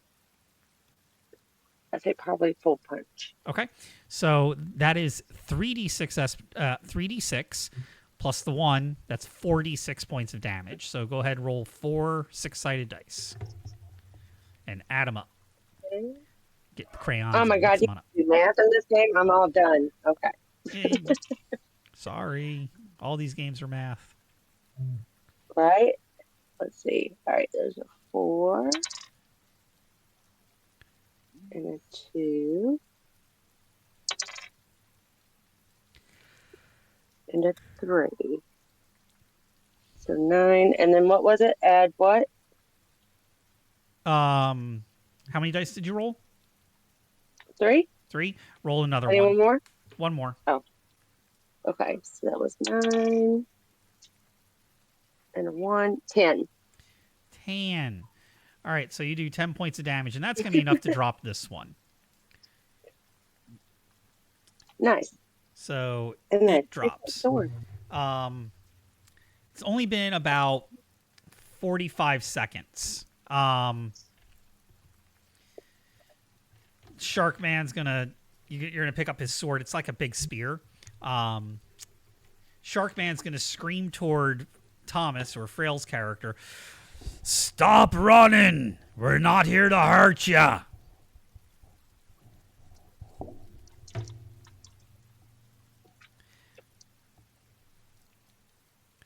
I wonder if he's got the mute thing going on again. I don't know if I was supposed to respond. Yeah, that's not going to do anything. It's not going to do anything. I'm role playing myself to a T, dog. No, that's okay. I just didn't know if I was still having the you issues. You put him in a room with spiders. Yeah. I shut down real big in Death's Game when that happened. Yep. Well, since you're not going to respond, Sharkman's going to fly, and he is faster than you are. He's got a little bit more speed because of his flight, and he is going to fly up straight at you, drop down from the ground, and kind of like from the air, drop down from the ground, like drop down in front of you and be like, "Stop running! Not here to hurt you." I'm gonna go right through him. What do I need to do? Go ahead, roll a d20. We're going to do an opposed test to see who stops who, and we're just going to go straight d20 roll. I rolled a 14. All right. Nope, that's not the 12. Ignore this roll. 9. Oh, wow. Okay. So in this situation, what ends up happening is you keep running right through him. You kind of spear him, and he just kind of like wraps his arms and wings around you and like takes you to the ground with him. And you need to calm down. The first change is always the worst. Let's go inside and talk about it. While he has me wrapped, he is going to feel a bunch of bites around on his whole body. Yes. So it's 50 times 51d4s. 51d4s. Holy shit! What? He's got 50 mouths on his body. And this Oh my guy God. wrapped. Oh my God. This guy wrapped. So in this event, he can hit me with all of them. You can just And type. I feel like that's You cheating. just type Not R. including my actual bite. Yeah, you can just type R. Yeah, there you go. So there's 135 damage. He bellows and kind of like kicks you off of him. And he says it again. Not gonna hurt you, you damn fool. And while he's saying this, you notice some of the bite wounds start to stitch themselves closed. And he's going to shift back into a human form.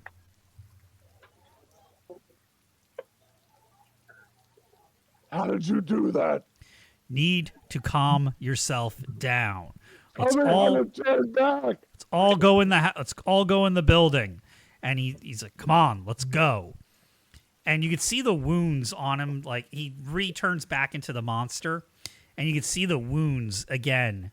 They just begin to stitch themselves closed and just heal as he's walking. Everybody inside. We need to talk about what just happened. Pull the damn grate down. Turn back first. And he after his wounds have healed all up, he shifts back into a human form. I will duck down and sort of crawl in. Okay. Once everyone's in, I'll pull the gate closed and lock it shut. Okay. To turn back, all you need to do is calm down and think about being human. Just think about being who you were before. It's kind of like that Wizard of Oz movie. There's no place like home. There's no place like looking like I used to. anybody who is looking at me sees a little man walk from like underneath my armpit across my stomach, and he stops, puts his hand under his chin, and looks up as if he's thinking. And then I start to change back. It's a fairly quick process.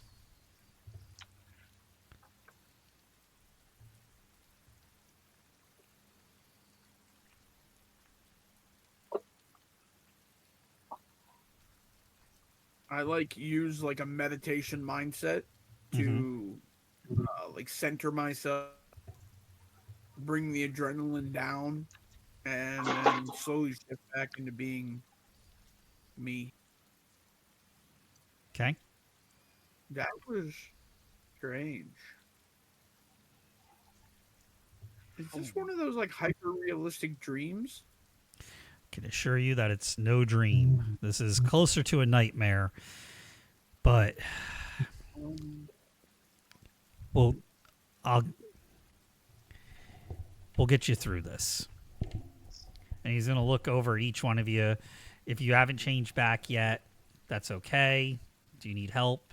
Like he's looking at each of you. He's like, he sees that Daniel's turned back. Like all your clothes are fine. Like your clothes didn't get ripped up or destroyed or anything. Like you're fine. Like everything's Even broken glass. yeah. What? Okay. Well, no, the building's fucked. Your personal Well, clothing isn't. sure. Nice. Okay. Like if it got ripped up in the broken glass, yeah, that's fucked. But from the transformation, it's no. not. Okay. Watching those two easily revert back, and I'm just like still looking at my hands. I'm almost trying to scrape the skin off and look.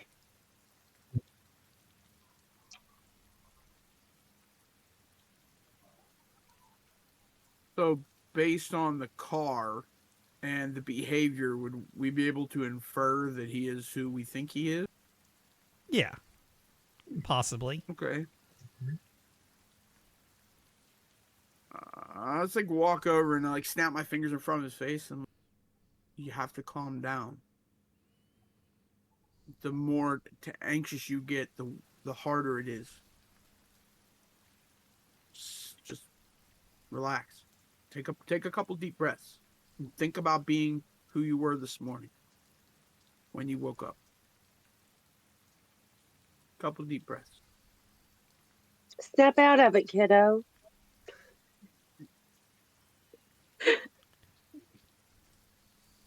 Go easy, then you do it. I did.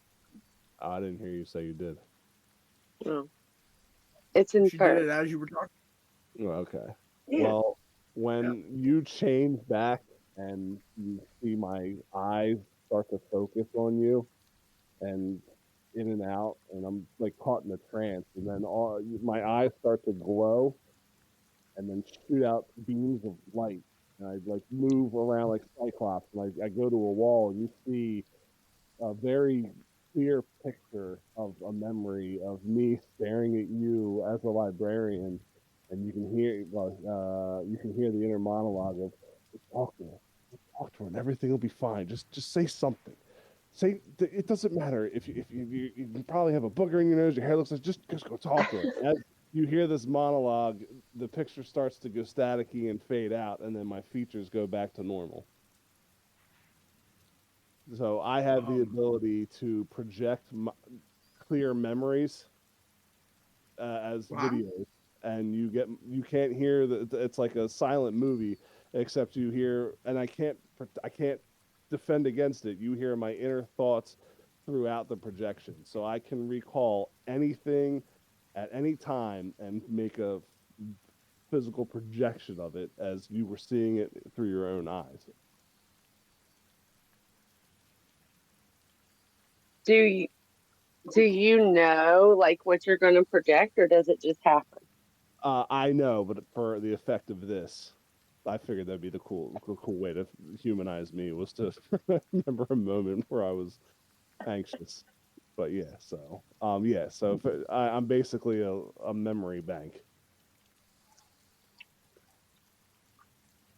Okay. Oh, like completely embarrassed. Like that's never happened to me before. I swear. I think a lot of us have had things that haven't happened to us before today. What is going on? I don't know, but look at my spear. Isn't that cool? You want to touch it? I don't want to. I just want to know what's going on. Okay. Here's what's going on. My name is Dustin McGuffin. Dustin McGuffin. There we go. And I, like you, we're called Nightbane. And it appears that the Night Lords have invaded Earth.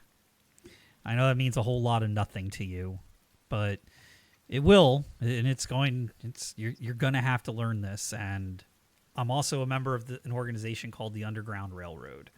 What we do is we find new people who've just undergone the becoming, and we help keep you safe, teach you about what and who you are, and hopefully you can help us go out and find others like you who are having a horrible day when it happens.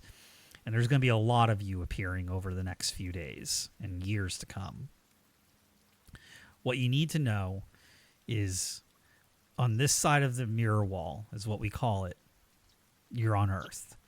And on the other side, there is a dark, twisted version of it. And in that world live horrors of unimaginable evil called the Night Lords, who want to see nothing more than the extinction of humanity and other people like us.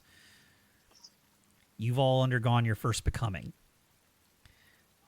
That we call the Morphus. It's the form that you took. And you have special abilities that you can use when you are in that form. And we'll teach you what those are and how to use them. But you're not safe here. We need to get to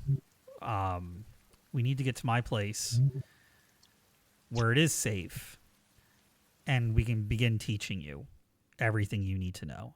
There are others there, others like you, and no doubt you felt when you guys were near to each other, when there's others like us nearby, and you'll feel that as we get closer to the building.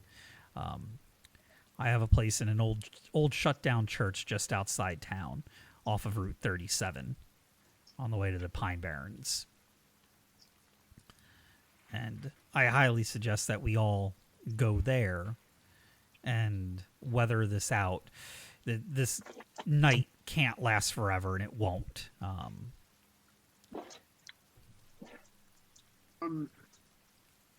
I say, if you think that's best at this point, I'm willing to believe you. Give me just a moment. I walk into the back, into the office area, and write up a big, like a couple pieces of paper and tape them together to where it says closed indefinitely, and put it on the front of the gate Okay? to my store or my dojo. If there's anything anyone else wants in here, there are melee weapons and such. If any of you feel the need to arm yourselves, please take what you'd like. You guys can't be serious about going. We don't even know who he is. How do we know that anything he's saying is the truth? How do we know he's not one of these Night Lords? He didn't try to kill us, and he felt- seems to be helping. He felt like a your friend. teacher. Maybe. How do you know that's not his thing to make us do that? Because I could feel you as well, and you felt like a friend, and you are my friend. You were one of my students, and I could feel them. Did you not feel us when you were in? I'm a fucking monster, man. Like what the? It doesn't mean just because I can feel you that you're good. I could be just as fucked up as you are, or as he.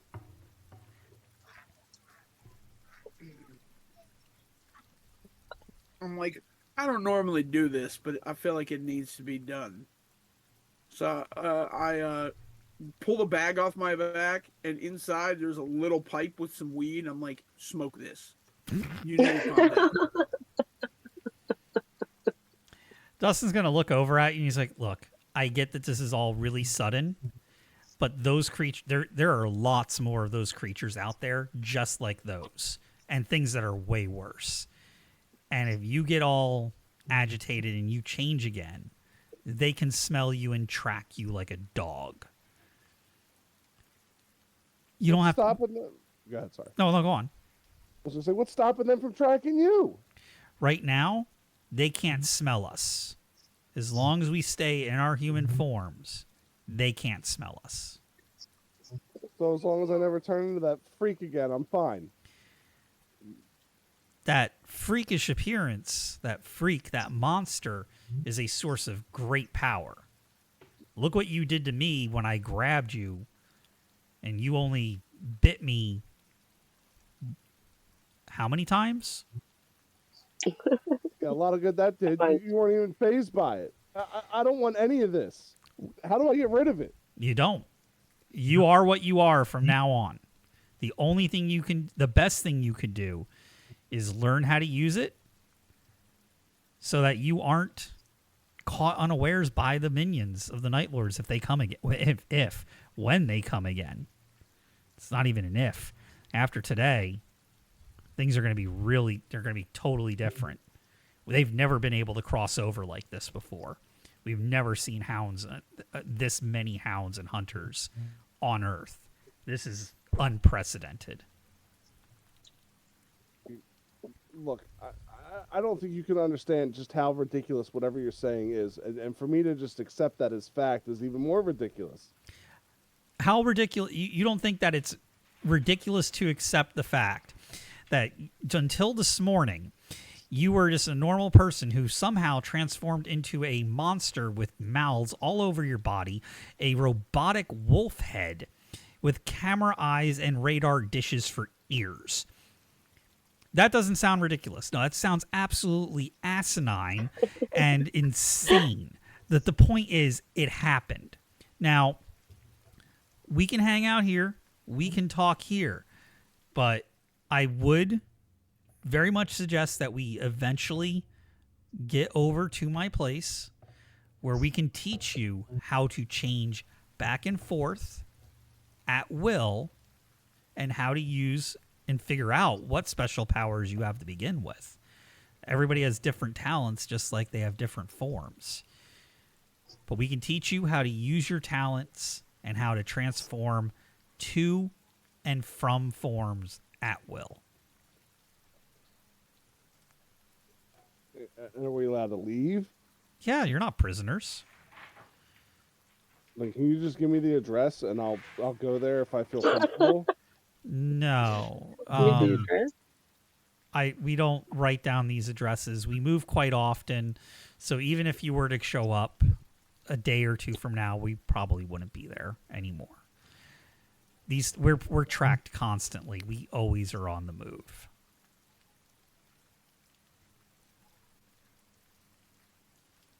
Can I at least... Let me ask you. Oh, that, sorry. No, you're all right. Is this something we can overcome? What? This state of being a monster. Will this world ever go back to the way it was? No. This change. Will the sun come up again? We could hope. Yeah. And if it does, the world's never going to be the same after today.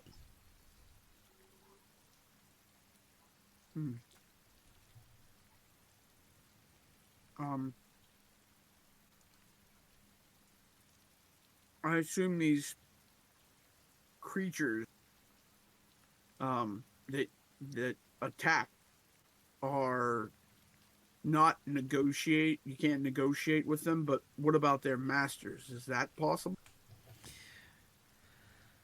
The Night Lords want nothing more than the extinction of the humanity and of the Nightbane. And he points over at the corpses. He's like, and they don't leave their evidence behind either.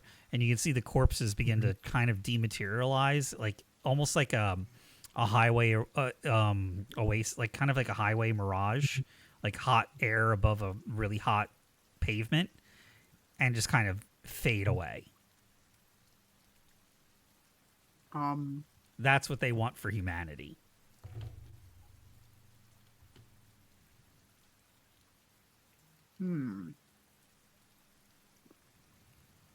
So we couldn't capture them. What was that?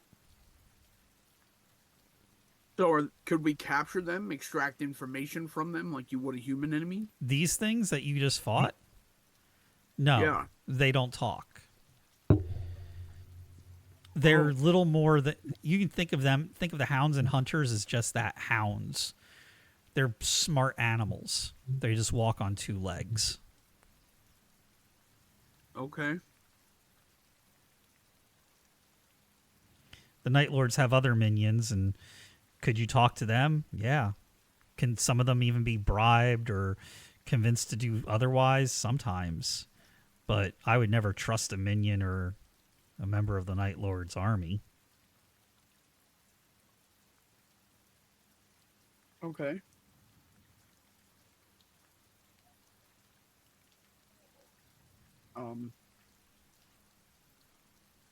So when I change, I seem to be both animal and mechanical. Is that normal?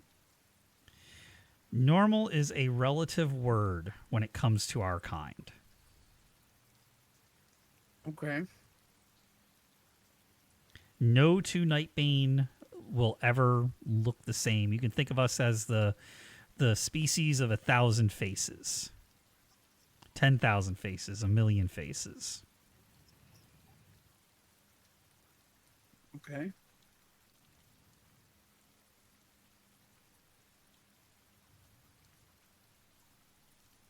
Do you have any idea how many other humans will have changed by this point? No idea. Not every human will. Very few will, in fact. Okay. So will these creatures hunt humans? They're going to hunt everything. Humans are going to be the least of their concerns right at this moment. Right now, they're tracking us, especially the newer formed Nightbane who don't know how to control themselves yet, who don't know how to use their powers. They're going to be the prime targets right now. But like I said, the Night Lord's overall mission is the eradication of all humanity everywhere. And they've been doing that for millennia. There's much to learn. Humans do some sort of terrible thing to them at some point that cause them to... That would be a great question for our historians. I unfortunately don't know all of the legends, but there's much you can learn from them in that area. But to answer your questions, in a way, from what I understand, there was a great war millennia ago with the first civilizations, even before what we were taught in history class. I mean, even to me, what they say sounds preposterous. Okay. I believe I'd like to meet with these historians. We have a scholar that travels with us. Well, I'm ready to go with you. Okay. I'm willing to take the risk.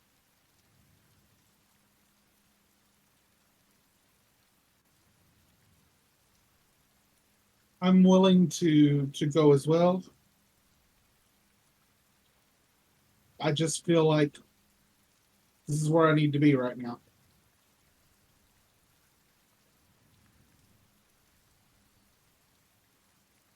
I agree.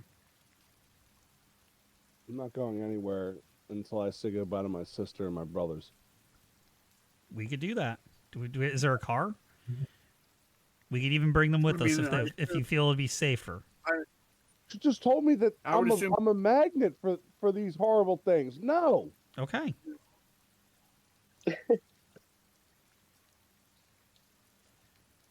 Yeah, I would assume both me and Isabella had cars. Everybody had some kind of vehicle. Yeah. In fact, the smashed up one's still drivable. It just, has a fucked up front bumper and headlights. Well, you might want to ride with us since your headlights are broken, but if you want to go home, we can I'm not take going you with home. any of you. He just told me we're all beacons, so let's all gather together and go put my family at danger. Fuck no. You can call them, and he pulls out a cell phone from his pocket.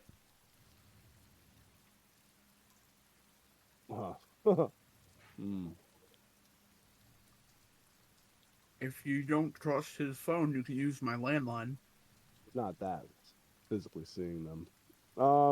I probably would do that in private because I don't know that seeing them. It's a Nokia 6010, if you remember what that is. No. It's the blue and gray candy bar phone that you could throw against the wall. It would shatter into a million pieces, but you could put it back together and work just fine. It still works. Yeah, I'll probably take the phone and call Okay. privately. Okay. You call them, the phone rings, they answer. Hey, hello? I'm not going to play that out. Okay. It goes through, you do your couldn't thing. handle it. Okay. No, I couldn't handle it. You can't handle the truth. Okay. Do you want to talk about what you do with it, or you just want to leave that as No. behind the scene? I'm playing the scene in my head and tearing up. If Nate was here, I'd do it. Oh, okay. So I'll have to remind Nate that he ruined our session by not being here. Yeah. Bastard. Good job, Nate. Okay. Well, okay, so this is where I'm going to end the session for tonight. Okay. We're going to do the... we'll end with this. You do that, you get in the car, and you make your way to this guy's hideout. And that's where we're going to end the session tonight. But before we do that, we're going to do experience real quick. Because Rifts handle... Well, Nightbane Palladium handles experience a little bit differently than D&D and Pathfinder. So... anybody have a scratch piece of paper handy to make some notations? Yep. Okay. I mean, I have my notepad open. Okay. So this is just gonna be. I'm just gonna ask some questions. If you say yes, we're gonna mark off mark this off. So, Okay. And then moving forward, I'm gonna ask you guys to keep track of certain things. So the first thing we're gonna say is, did anybody use any of their skills, like D100 rolls? I don't think I did. I didn't. I did not. Nobody did that. No. I could have swore somebody rolled a D100 for something. I rolled a 50 D4. We'll get to that. Okay, so no skills performed. That's weird. I thought there was somebody that did that. You did one as an example. Okay. What about clever but futile ideas? Like somebody had an idea to do something, but it totally just did not work out. I ran away like a maniac. That didn't work out. I think that's going to fall underneath somewhere else, though. So hold on to that. I shined a light out the window to try to illuminate what's going on and only attracted shit to me. Does that count?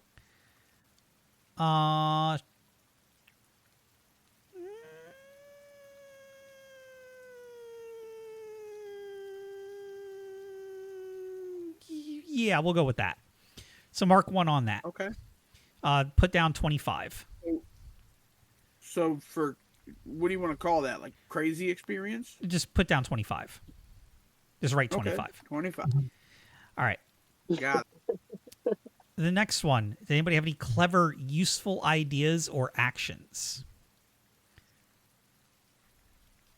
I assume combat's not a clever, useful We'll get idea. there's combat's its own thing. Okay, well then both me and Isabella got water and first aid kit stuff. And arms and armaments from my dojo. I'm actually going to say that works. Mark 100. What about Okay. me getting the attention of the creatures and getting them away from the students in the school? I actually have a better place to put that. Okay. And that's going to be this next one.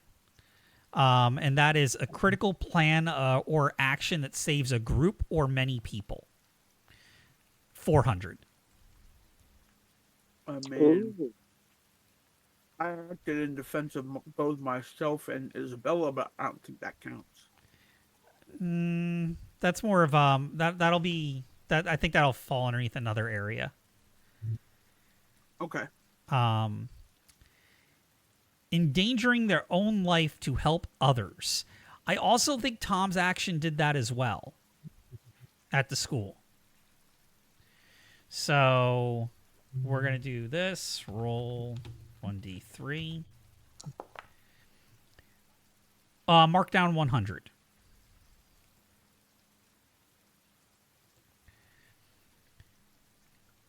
Self-sacrifice, potential life or death situation. Nobody did that. No, that did not happen. Avoiding unnecessary violence. All violence was necessary today. Deductive reasoning or I avoided violence like the plague. yes. You know what? Yes. Mark down 100. Frail, that's gonna be a bonus for you. So whatever we do here, Frail, you get 100 extra. Deductive reasoning or insight. I want to say Cannabella did that a couple times. Yes, I did. So I want to do 200 points there for because that's the max for that range. Thank you. Good judgment. I also think gathering up weapons and water and things like that, the first aid kit falls underneath there. So 50 points. Here's the big one. Playing in character. I think everybody played in character. And that would be falling under the running away and a couple of the other things you guys mentioned as well. I'm going to give 150 for that. Please tell me you're writing down these numbers. I Daring. Death's action of slamming a sword through a door was pretty daring. 75. Now for combat. Combat handles this by minor, major, or great menaces. I would say these things were minor menaces just because of the numbers that you guys had on them. Does that sound fair? Yeah. Yeah, they were pretty easy. You would know better what's out there than we do, right? Yeah. Well, I mean, I like input. So there were 2 of them, so I'm going to do 50 each. So that's 100. So the For way everyone? that for everyone. Outside of that, for not engaging. Yeah, So we're gonna take that. We're gonna take that 100 away from Frail, Yep. but he gets that 100 for the other thing, so it still washes. So everybody's gonna get the same experience, just from different bank. Total that all up for me. Whoever did that. So 200, 300. I have 500. You have 500. Everybody has gotten 500 experience points tonight. Oh, well, if we're going by who got the most, I got yeah. 750. Is it cumulative or what individual? It's individual and communal. So I got 200. how'd you get 200? I don't know. That's what you told me I had. Oh, you got that extra. No, it washed up. I'm sorry. Yeah, there was that extra for that I said earlier. Like one person gets a little bit extra. I can't remember who I said that for. Cannabella. Yeah, so she actually got, I think, an extra 50. Was it? Woohoo. Yeah. I Because I honestly, gathered up things with things. yeah, I honestly can't remember. That was the quick number thinking. You told me applied to me 500. Yeah, the number I gave Death applies to everybody. So let's just, let's make life easy. Everybody gets 500 for the night. And then next one we'll start being a lot more granular. So, and I'm going to put a copy of this if I haven't already in the group chat. Let me see. I could swear I put a copy of this in here. If not, I will do it again and pin it. And that'll just be for Nightbane GM experience log. I did. So when we play again, I'll remind you all to open up an experience log and we'll keep track of the things on under there. my character sheet, there's an XP tally. Yep, that's your tally. I just put that in there today while we Gotcha. were playing. So just go ahead in there and just put 500 in the tally.